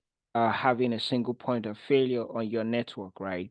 So you can have, for instance, you can have different internet service providers, right? One as your main ISP and the other one as a backup. So you never can tell network issues are always going to be around the corner. Then we have power redundancy, right? Um, so we all know that the primary power source is usually the grid. Yeah, especially in Nigeria. I think I think worldwide. Yeah, it's usually the grid, and then if there is a problem, a downtime in the grid, you can switch over to probably your UPS, that is the uninterruptible power supply. I think this one is internal. This one is internal, and so the UPS isn't a long-term solution, right, or a backup for power outage. It's just for a short period of time to get you back online, right? But if you are talking about something for a long term, so you'll be talking about your generators, right? That can take you for a longer number of hours, right, till you can get back online. Okay. And then we have an image of the front and back of a UPS. I bet most of us must have seen what a UPS looks like physically. And this is an image of the UPS. You can see um, the the indicator lights, right? The indicator lights that shows or that indicates different functions at any given time. You can see the power button there, and inside of the UPS is usually a battery, right? The battery that stores the power, right? That is so in the event that the UPS is called upon, so the battery supplies the power and keeps the system running. All right. So at the back there, um, you can see the power plug, the spot for the power plug, where you can plug in the power cable and recharge the UPS. So data backups, of course, like we already talked about the backup, right? Is um having the exact copy of your data in another storage device or location, right? So it helps to do what to prevent total data loss, right? A lot of people don't make use of their backup system, and it hurts. It hurts when they lose data because they can never recover it one way or the other. But um, if you practice good backup processes, you can always never lose data. Maybe just a little amount, but um, not really totally. So we have there are different data backup solutions. You can also do data backup on your system. Simple ways is a simple way might be to I think there is a backup system. Let me see. Windows backup, yeah. So there is a Windows backup you can use. So you can back up in different ways. You can either back up to another drive, maybe a flash drive or a hard disk drive, or you can back up to the cloud. When we say cloud, that means you're remotely doing the backup to a storage device somewhere, right? That is not physically around, right? So you can see the options here. You can do a folder. You can do backup files from desktop, document, and picture folders to OneDrive. You can do to the cloud. I think those are all for cloud. Okay, so this is for cloud, right? Um, yeah, you can also do your backup manually, or you can use some solutions. I think there is ESOS. Let's see some backup solutions you can use. So most of these backup solutions also offer recovery backup solutions. Think Yeah, they also offer recovery. You can see ESOS to do backup. You can see NT backup, Vim. Yeah, Vim is also a good one. Backup and replication, and so on and so forth. There's a couple of, you know, F backup and all of these, right? So most of them also offer recovery. So that means if you mistakenly deleted a file, or a folder, you can recover it, right? As long as the hard disk has not been wiped, right? As long as it's not been wiped or overwritten, you can recover the deleted file. Okay. All right, moving on. Certain things that you need to consider when you're getting a backup solution. How often do you plan to backup, right?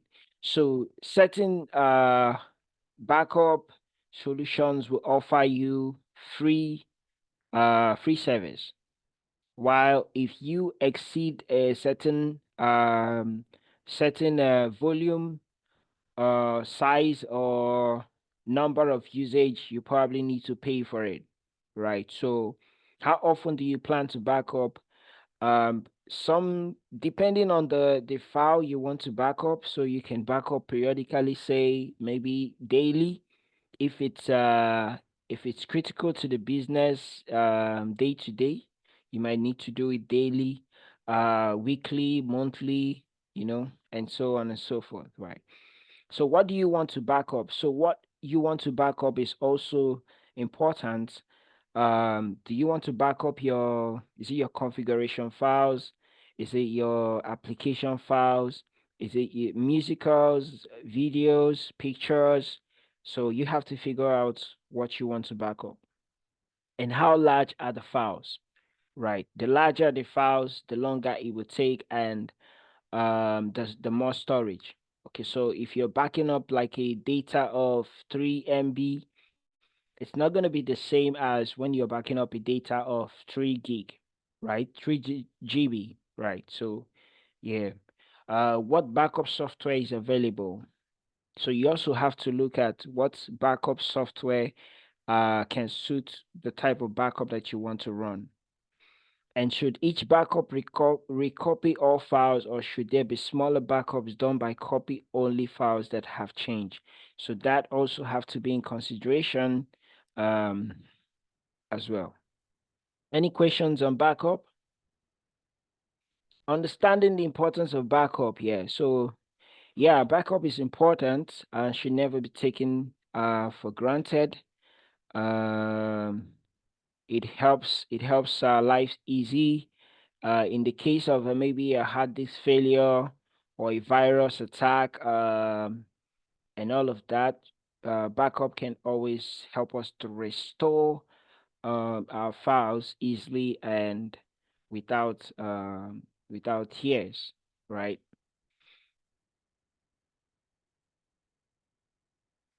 Understanding how backup works. Yeah, so of course there is a way that uh backup works.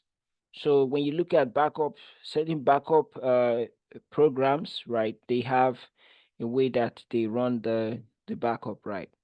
Yeah, so this works with the attribute of the file, and this is known as what? The archive bit.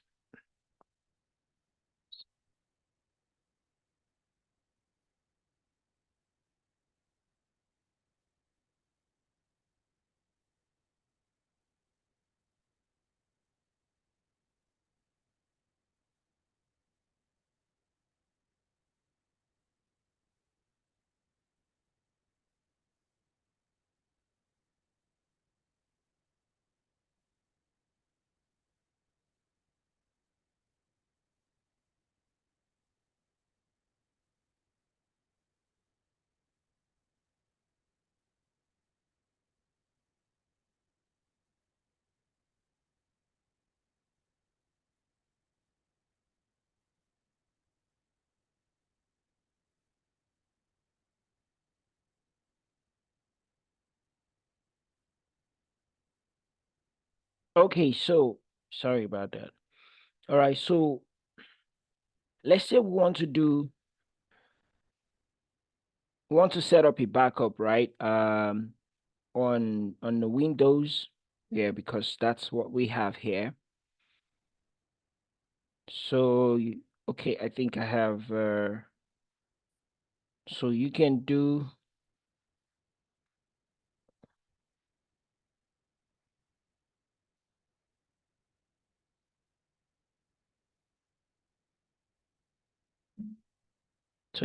the okay, I think we've done. Okay. No, no, no, no, no. Sorry, my bad.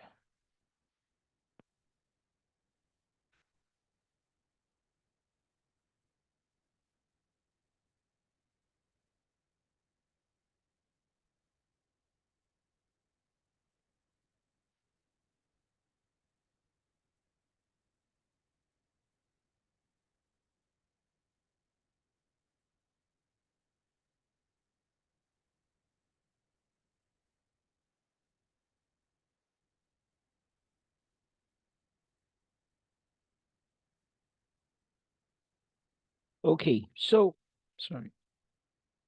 All right, so understanding how backup works, right? I was just talking about the way it works is so when a file is created, it's being modified, the archive bit is set to 1, right?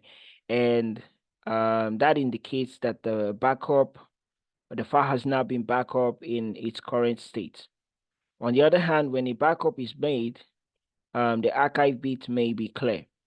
That is, it is set to 0, and it indicates that the file has been backed up. Okay. While we should also know that some backup types do not clear the archive bit. Okay. So let's look at a quick way to find out about this. Let's say we'll take a file. Let me see. Let me see.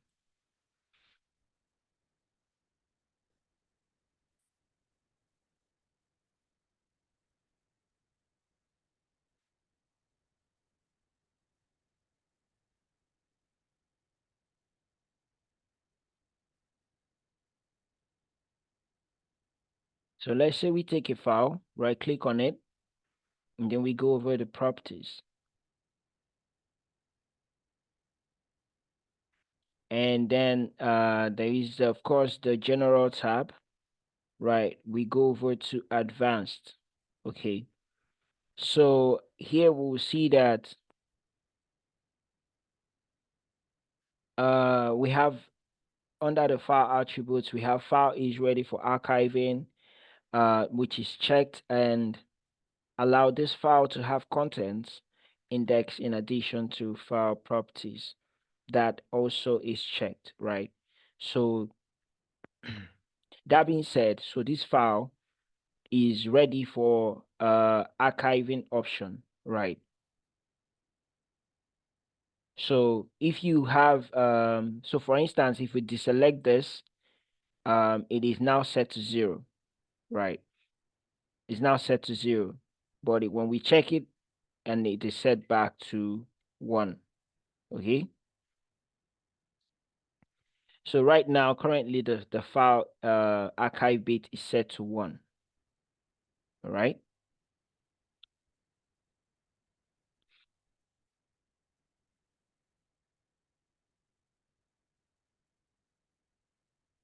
Okay, so this is just a screenshot of what I showed you earlier.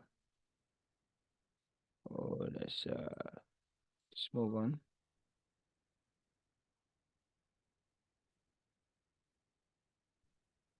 Okay, so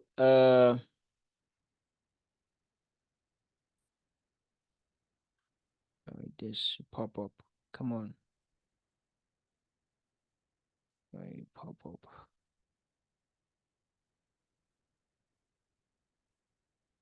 So these are the different types of backups one can perform. You can have the normal or full backup, right? And here, just like the name implies, So the backup is done in full, right? And we should also know that it takes time to run a full backup, but it is the fastest to restore. Okay.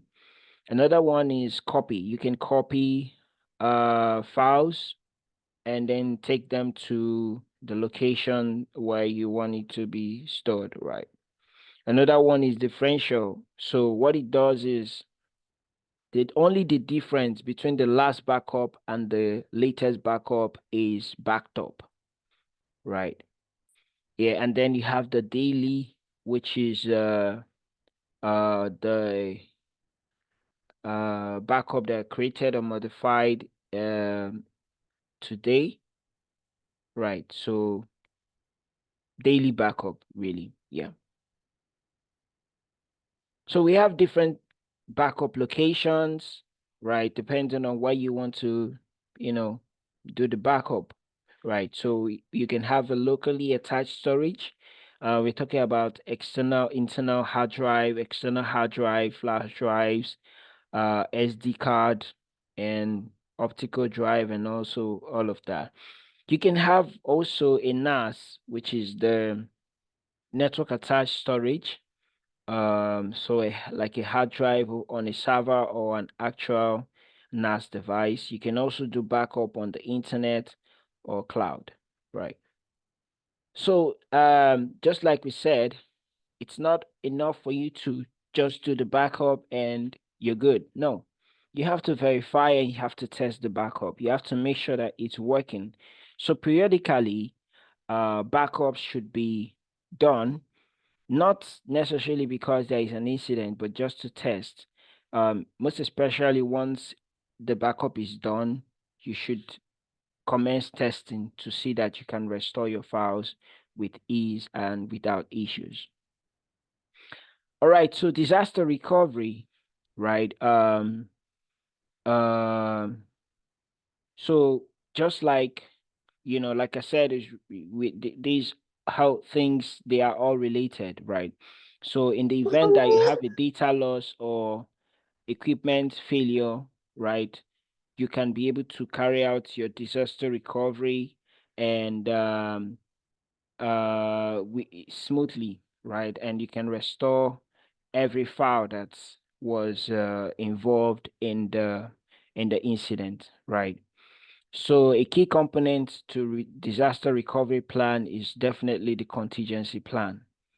So it's very important that you carry out your contingency plan, and I gave us a breakdown of what the contingency plan is, and then there are a whole lot of things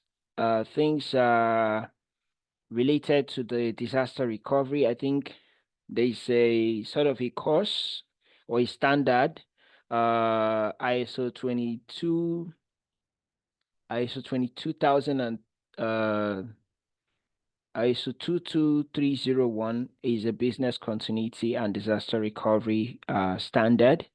Yeah, it has a whole lot of processes and procedures, policies that needs to be looked into, right, to carry out to have a disaster recovery plan and across an organization. Next thing we want to talk about is exploring computer support concepts, right? Yeah, so basically what we're talking about is how to troubleshoot yourself out of trouble, right? How to troubleshoot yourself, oh no, computer out of what trouble. So from time to time, it's normal that you will experience issues, maybe minor issues or major issues, common issues, while using a computer. Knowing that computers are electronics, right? Yeah, so for that reason, it's important. You don't have to be a technician, you can just be able to carry out some of the troubleshooting procedures and resolve certain issues, right, with the system. Okay. So let's look at understanding the troubleshooting methodology, right? Number one, we need to identify the problem, right? It's very important that you know what the root cause of the problem is. Okay, thank you very much, Ayodele. Yeah. Yeah, so we need to understand what the root cause of the problem is. That will help you to begin to look for solution, right?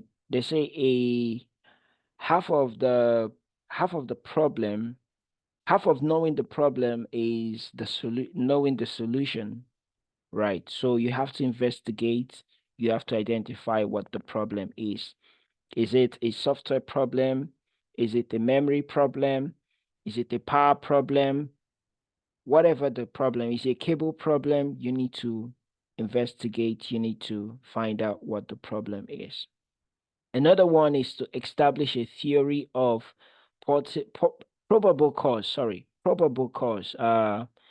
So, hold on, please.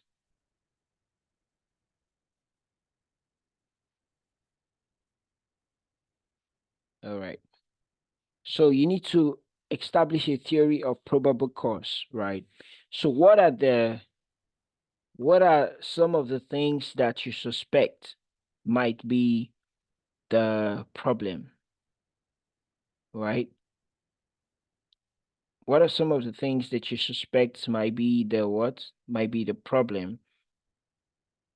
So you have to establish that, you have to know that as well. Then test the theory to determine the cause, right? So once you've for example, if you've found out that is a cable problem, you have to confirm that is a cable problem, right? Yeah. If it's a memory problem, you have to confirm that.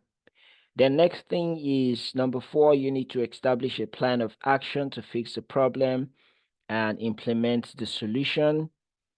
After that, you verify the full system functionality, and if applicable, implement preventive measures, right? Okay, so now you have the solution and the system is back to normal, right? So what was done wrong and what should be done, what should be in place so that it doesn't happen again.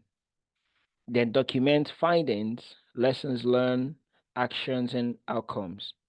Yeah, very important too, right? And this type of document can also be shared if there is a team, so that in case of next time, the team can resolve it easily.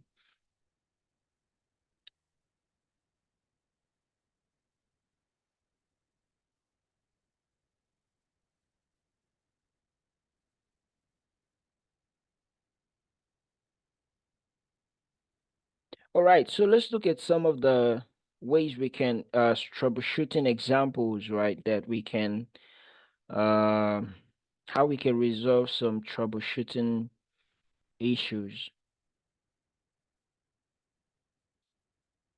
And we have an issue if we have an issue that the computer won't boot, right?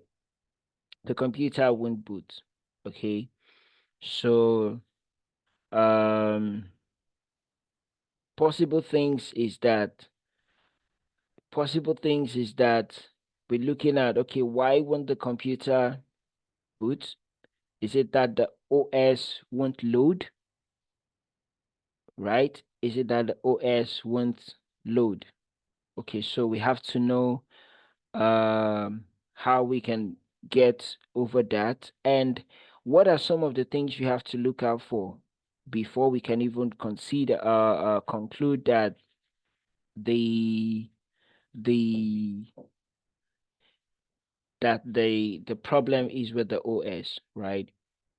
Yeah, so when we have nothing on the monitor, right? You have nothing on the monitor, right?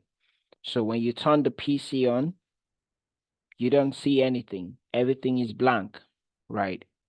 That is one indicator.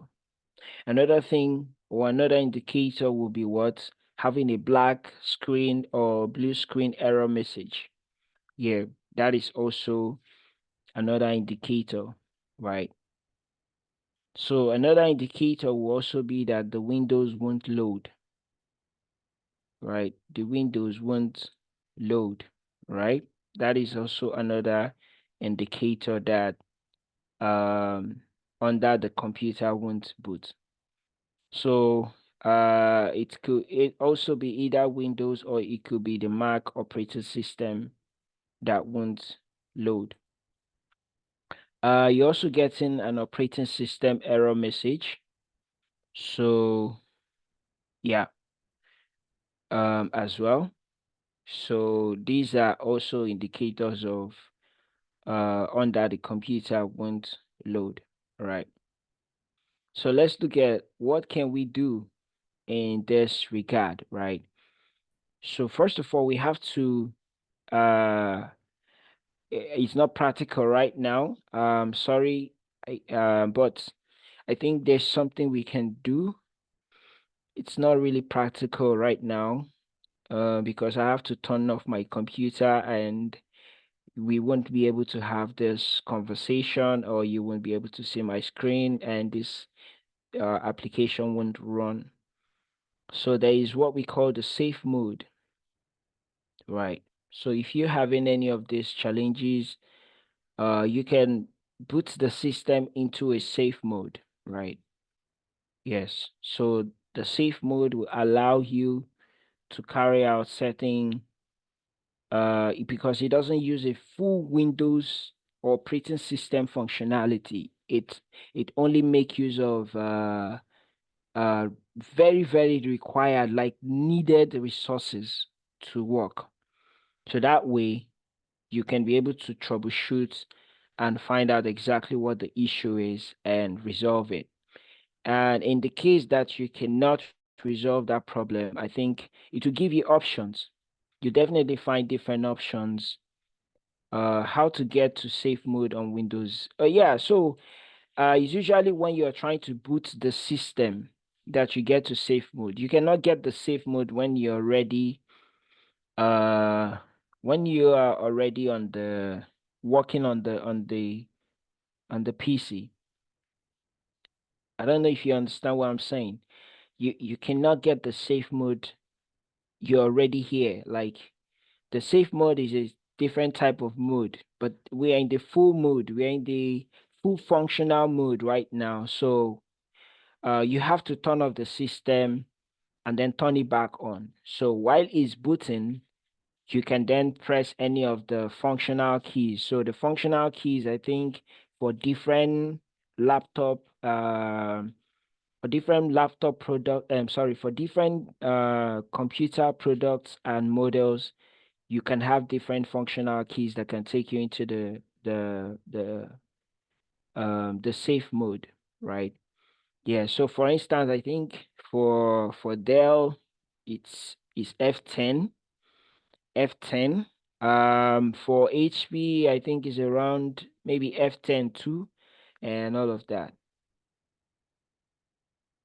Yeah, I hope you got it, Ayodele. Yeah, so you can use the functional keys.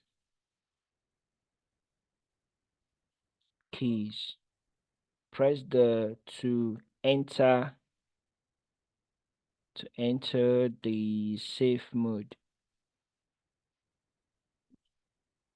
during booting. Yeah, I think I answered your question now. Yeah. So that is how you can get into the safe mode. So once you get into the safe mode, you'll get options. I think part of the options is going to give you is to do a recovery.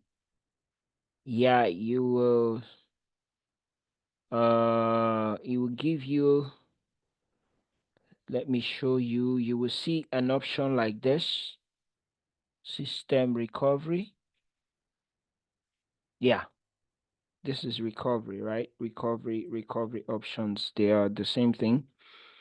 So you can see these are some of the options you're going to get when you enter the safe mode, you get the reset this PC, right? So the reset this PC will keep your personal files or remove them and then reinstalls Windows. Okay, so you use this reset PC if you're having issues with the operating system. Yeah, so what I want you to understand is that most of this problem is with the operating, might be with the operating system, so they will not affect your personal files, right? Even when you try to load a fresh or a new operating system on the PC, you also have the option of keeping your personal files, right? The only difference is that they will be encrypted, so you'll be required to enter your password for you to have access to your personal files. So you also have the access of recovery. Under recovery still, you have go back to the previous version of Windows. This is usually in the case that maybe you run an update. Yeah, you run an update, a new update on your system. I showed us the Windows updates, right? And then after installation, you find out that your system kind of having some kind of funny you're finding some kind of funny displays, maybe some Windows Explorer is popping up or something just not right, or your system is slow dragging and all of that. So you can use this option to go back to the previous version of Windows 10. So it means that the update is not compatible with your system. Okay. Yeah, you also have the advanced startup, right? So if you intend to start up not from your hard drive, but you want to start up from a USB drive, so you have an operating system installed on a USB drive and you want to boot up your system from the USB drive, you can use this advanced startup option. Okay. Yeah. And then you have other options like creating system restore point. It's very important to have a system restore point. The reason is because, like I said, if anything happens to your operating system, maybe Windows, and you're having problems using it in the current state, so far as you have created a restore point, so let's just go over to there. Let's see. Let me see. Okay, no, that's not what I want. Restore. Okay. Restore. Typed it wrongly. Okay, so we have this is it, create a restore point. Okay, so we have, this is the system restore here. This is the system restore. So when you click on it, it's going to give you more options. So here this is how you start the system restore system files and settings. Restore system files and settings, right? So this is the wizard. This is the wizard that will take you through the process. So you click on next. So you can see that I have an automatic restore point here, and the date is when? Today is 16th November. So the last one was done on the 12th. So I had an automatic restore point that was on the 12th, and look at the time that it was done. Now, what it means is that peradventure, my system was affected by a malware, right? Or something that I just can't fathom or I just can't figure out. I can do a restore, system restore, and I can do that using the restore point, the last restore point that was created, or maybe you can create as many restore points as possible, right, that you want to go back to. So all it does is that the Windows will take you back, or the operating system will take you back to that restore point, and every other update or applications or files that you've installed, as long as it's not your personal file. Like for instance, your pictures will not be affected, your musicals, videos, anything personal, documents will not be affected. The only things that will be affected are the files that are installed on the operating system. So looking at software, we're looking at applications and all of that. Those ones will be removed. So you'll be taken back to the last or to the restore point that you wish to.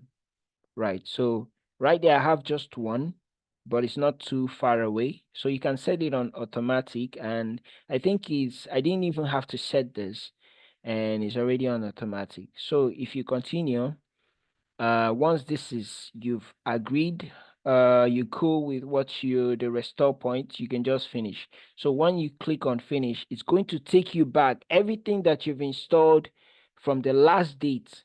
Let's say if I complete this right now, everything that I've installed, right, after 12th of November will be removed, except my personal files. Every other thing will be removed, and I'll go back to the state it was on the 12th of November. I hope you understand that, right?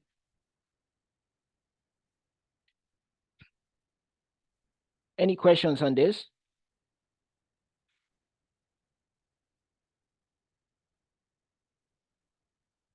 Yes, any questions? I'd like to take your questions, please.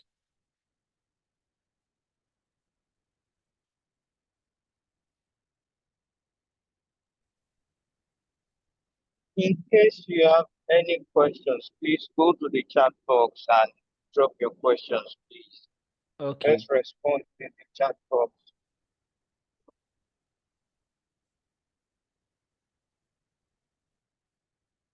Okay, so I take it that there is no question. All right. So that is just one way we can troubleshoot. Another way we can do that is we have what we call the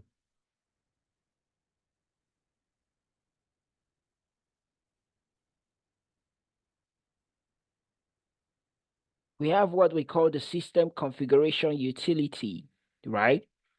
The system configuration utility, right? It helps us to check the task manager, right?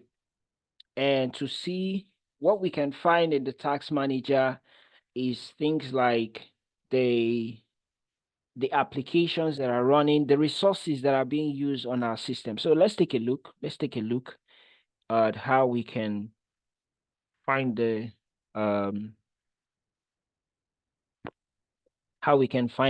So you can do this by typing or clicking on the Windows button, and then you can type uh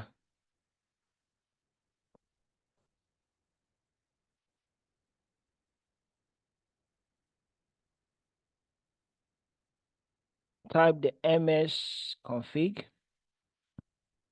So the ms config, oh yeah, of course it's correct. So you can see here when I type the ms config, and it brought up the system configuration system configuration, right? So you can see under the system configuration, I have the startup selection. How do I want my system to start up? Do I want it to start up normal, right? Loading all devices and drivers and services. Do I want to have a diagnostic startup? Do I also want to have a selective startup, right? Load system services, load startup items. So these two are custom. The last one is custom. Yeah, so that is under general settings. If you go over to boot, currently our operating system is installed on the C drive. The C drive is a local disk currently. So that's why we have this. That's why we have this. This is our local drive, the one in blue. Now, if we have maybe a flash drive that have an operating system installed on it. We will also get to find it here.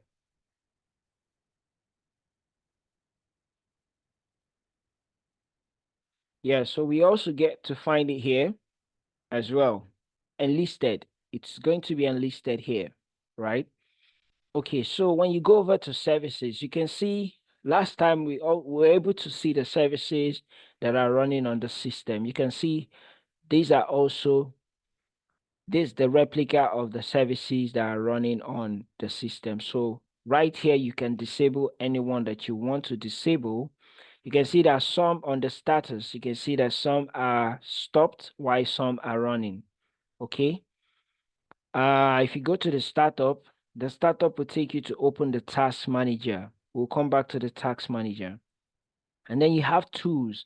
So these are where you can make different settings on your operating system, especially your Windows operating system. So you can make different settings and changes and all of these settings. And they also give you a description of what they do, right? So you can launch them. Anyone you click on, you can go ahead and launch it and it will open, right? So let's say we want to launch the task manager. So we go ahead and click on it. This is the task manager, and then we launch it.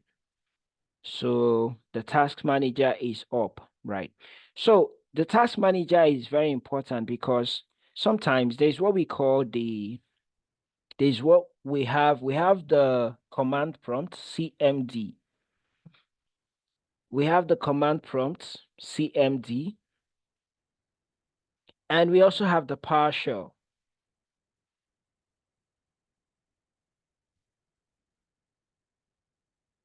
Right.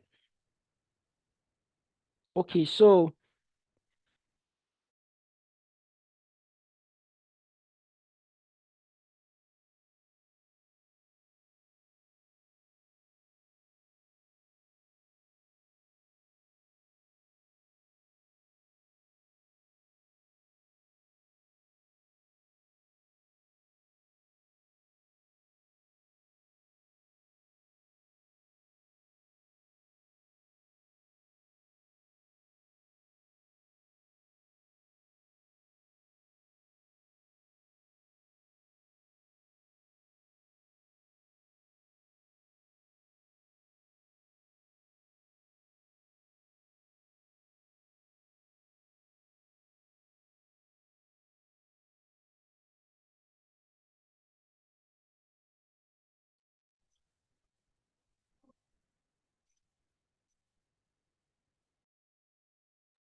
Clifford, are you there? Clifford, are you there?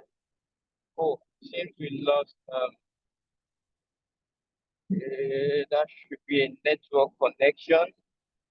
Please, just hold on in the class while we get Clifford back in class, right? I think it is network connection. Just give us some minutes.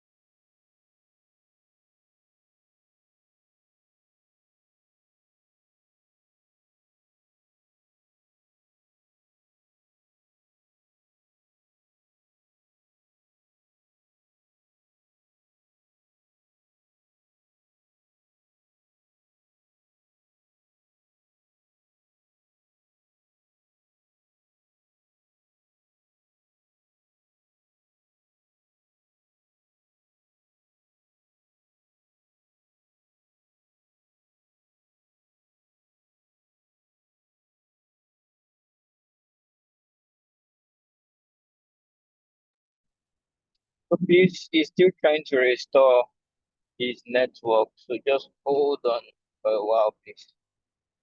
Hold on in a class.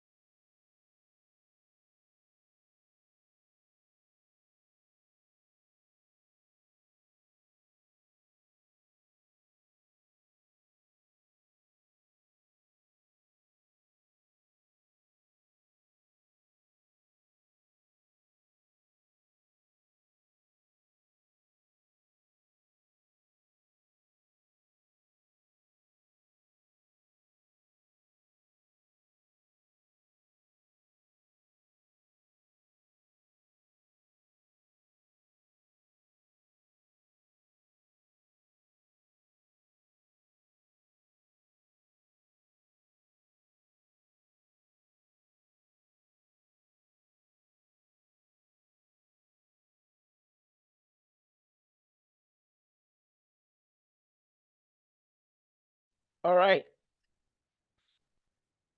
Sorry for the network interruption, huh? Okay, so let's quickly just round this up.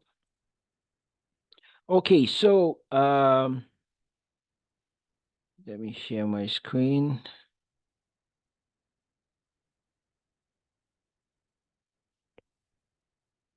Okay, I can share. James, please, I can share. Yes, we'll resolve that now. We need to make you a co-host. All right, that's fine. That's fine. Please, you can go ahead now.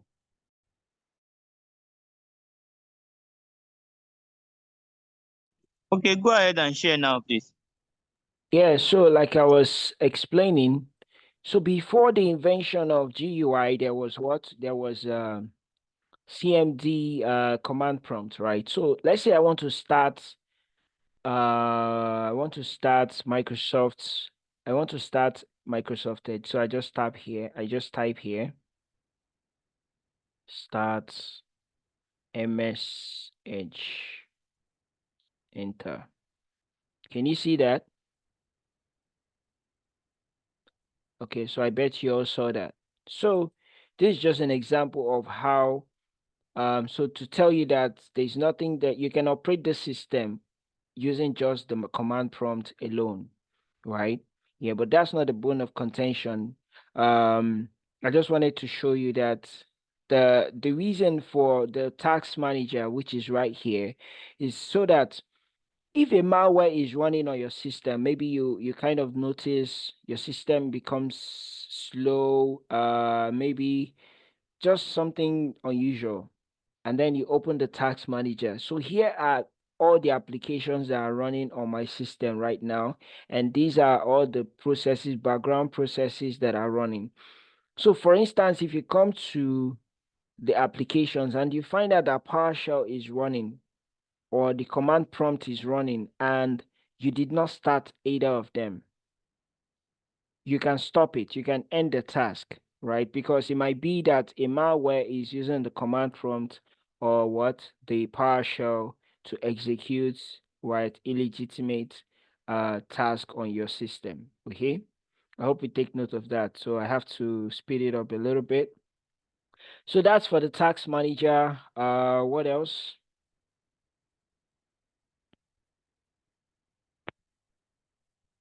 Yeah, so still on the task manager, so let me get it back up. It has other tabs. Yeah, so you can see the processes. Then another tab you have there is the performance. You can look at the performance of your system, the what CPU resources are being used. So if you expand it, you might actually see you see memory, excuse me, and you see all of these things of your system that are being used. You can look at app history, when and what, how long has it been running. Can also use that for, so these are what forensic investigators use to try to check user activities on the system. You have the startup to all of these applications and processes start up once your system starts, and you can also disable them, whichever one that you don't want to continue running here. Just click on it and disable. And then you have the user's information. This is my information. And then you have details of everything that is running on your system currently, services, right? So that's the task manager for you. Okay. Um, another important Another important one that we might need to look at is, we'll take one more and then we call it a wrap.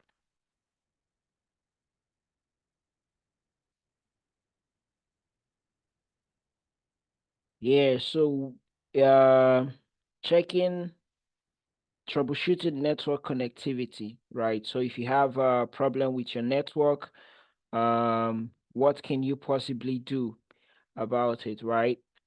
So there are several ways you can check your network, check network, right? But before we do that, let's go to our command prompt. Why? So once again, CMD, and you run it as administrator. Please always run as administrator, especially if you want to perform a privileged task. So now, I want to find out if you're having a problem with connectivity, there is a utility we call the ping utility, right? The ping utility will help you to investigate or verify connectivity issues, right? So let's say I want to check if I have internet connection on the system. I'm gonna ping, let's say I ping google.com.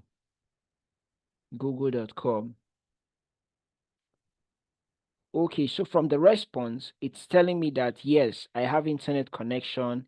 I was able to reach out to Google, and you know, that is what the response is about. Okay. Yeah. Um, so that tells me that I have great internet connection, but I cannot disconnect this internet, because if I do, of course, I'll be disconnected from the Zoom app, right? Yeah, so but this ping utility is very important. Another one, you can use what we call the IP config. IP config will help you to find out information about your eh, um your network card, right? Yeah, so these sorry, please, I don't want okay, this is not a ethical hacking class. Please let no one hack me, please. So this is information about your network card. You have the Ethernet adapter, you have your wireless LAN adapter, and all of these things. So you can also see the IP addresses associated with them, as well, and so on and so forth, right? Another way you can look at this is investigating network connectivity issues. You can just go to your network. Let me see there. Yeah, network and internet settings. Network. Yeah, so part of it is this network status.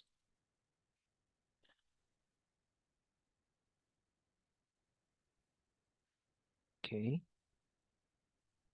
Link open. So network. Okay. So if just by typing network, you have different options that have been suggested to you. You have network status, you have Wi-Fi settings, you have Ethernet settings, check network status, network reset, view network properties. But every of these things are found Father, are you there? I cannot hear you from my hand. Are you speaking at all? Yes, I can hear you properly. Hello.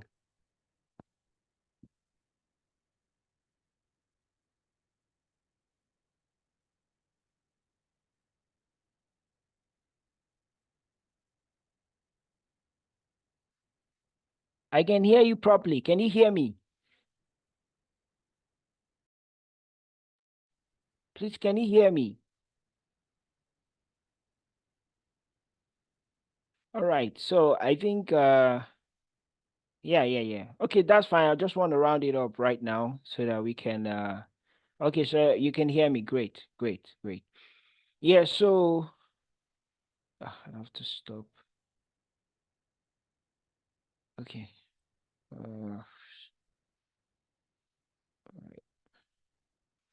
okay, so like I was explaining, um yeah.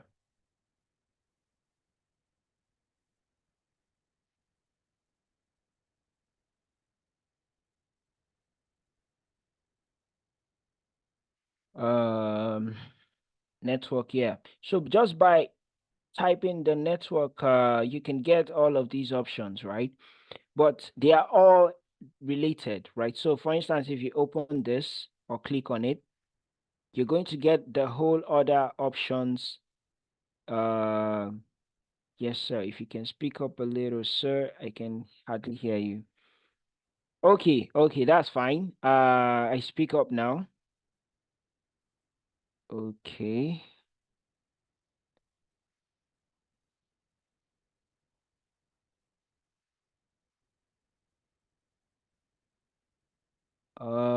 Fortunately, I don't know why this cannot share, but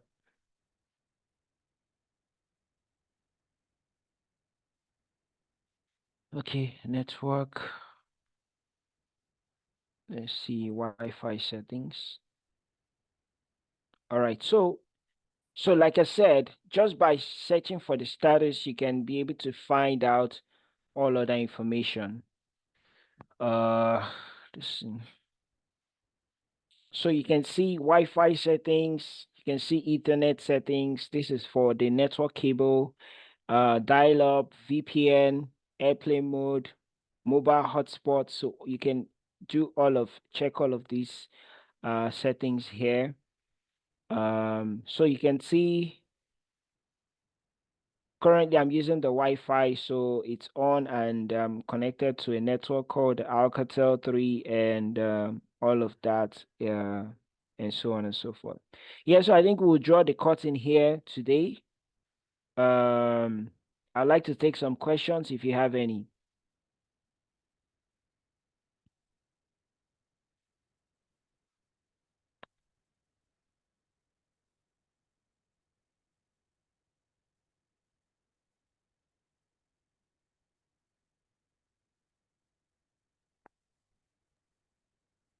All right, do we have any questions? In case we have any questions, our trainer is available for questions now. So please um let's come up with our questions in the chat box.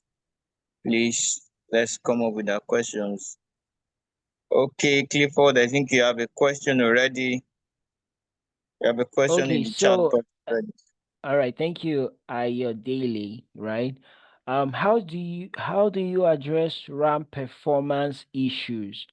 Okay, first of all, Ayodele, we didn't cover anything memory. I think it was in the previous session of this course that you must have covered RAM, ROM, all of the memory and storage.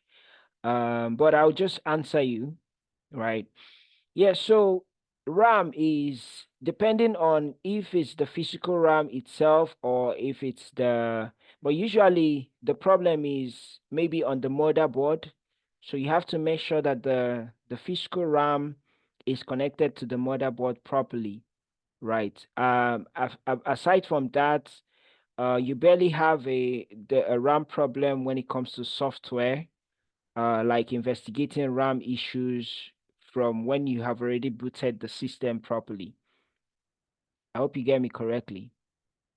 So for you to fix anything RAM, you have to unscrew the laptop or the system and make sure that it's properly fixed on the motherboard. Yes. Any other question, please? How can okay, how can you disconnect someone on a hotspot without putting off the hotspot? Okay, so there is please hold. Usually when someone connects to your hotspots, I think there is I don't know for the Windows, but usually when someone connects to your hotspots, you should be able to see the MAC address of the person's PC or the device will appear somewhere around here. But currently, I am not making use of my hotspot, so there is nothing to show. But usually the person's MAC address or system will appear here, and if you can remove it. So if you remove it, the person can't have access to your hotspot anymore or your Wi-Fi. Yes. I hope you got that correctly. Jacob?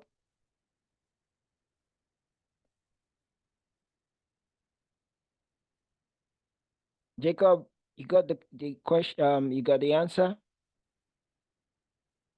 Please indicate that you got the answer. All right, thank you. Yes, yes. Any questions, please? We just have a minute or two.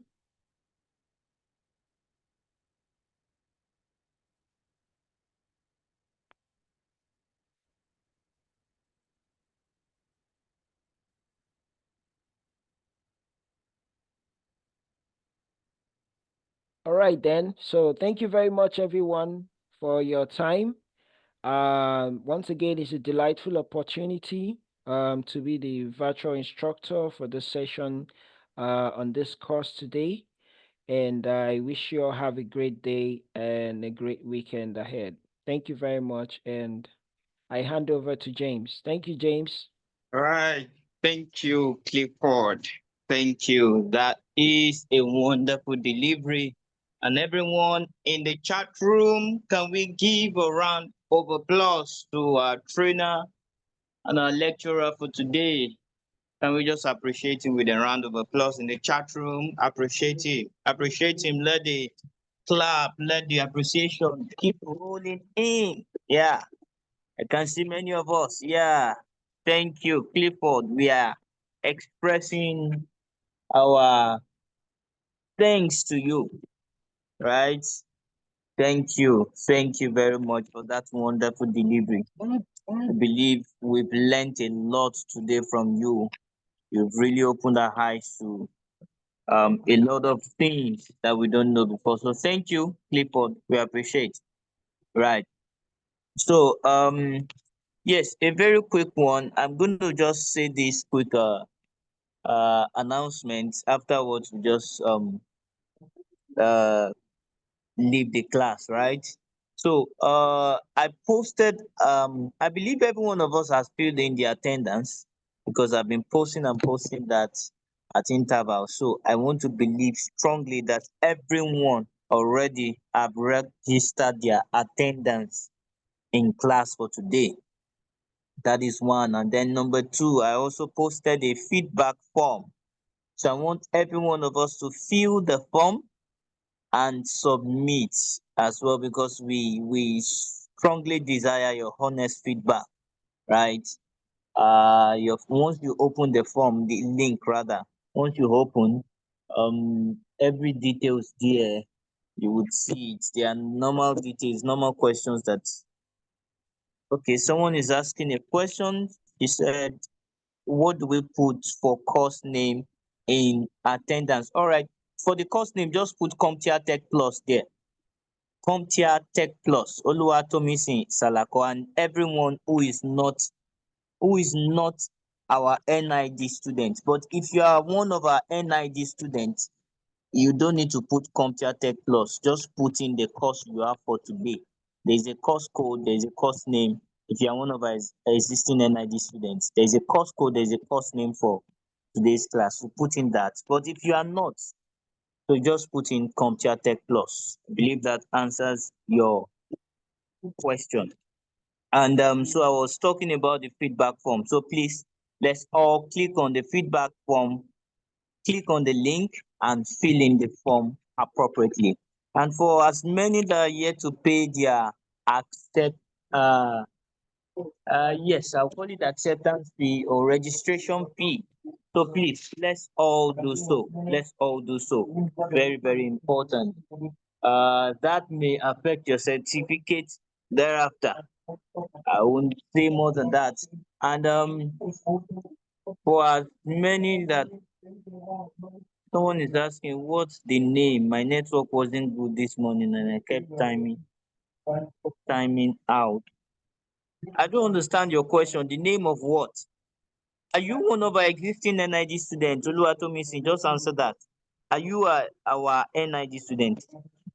Okay, so if you are one of our NID students, visit your LMS, the dashboard on your LMS. Check what your course is for today and then fill in that in the attendance form. So is that answer the question? And so I was talking about, yes, many of us did not take our assessment, our tests. Please, I think the next assessment or the next test will be coming up on Monday. So please, once the link is posted, click on the link and take the assessment and the test so that it can be recorded. So for as many that missed the one or two assessments, the test, we opened everything yesterday. And I believe information was passed across to everybody prior to that time. And I want to believe every one of us have taken the assessment and the test as well. So that is that for now. And I believe we've learned a lot today. The link, I mean the YouTube recording and the course material, generally the slides will be sent to us as we normally do. So please expect that. Expect that. So at this junction, I want to wish every one of us a wonderful, wonderful weekend. Right? So thank you everyone and do have a lovely weekend. Thank you.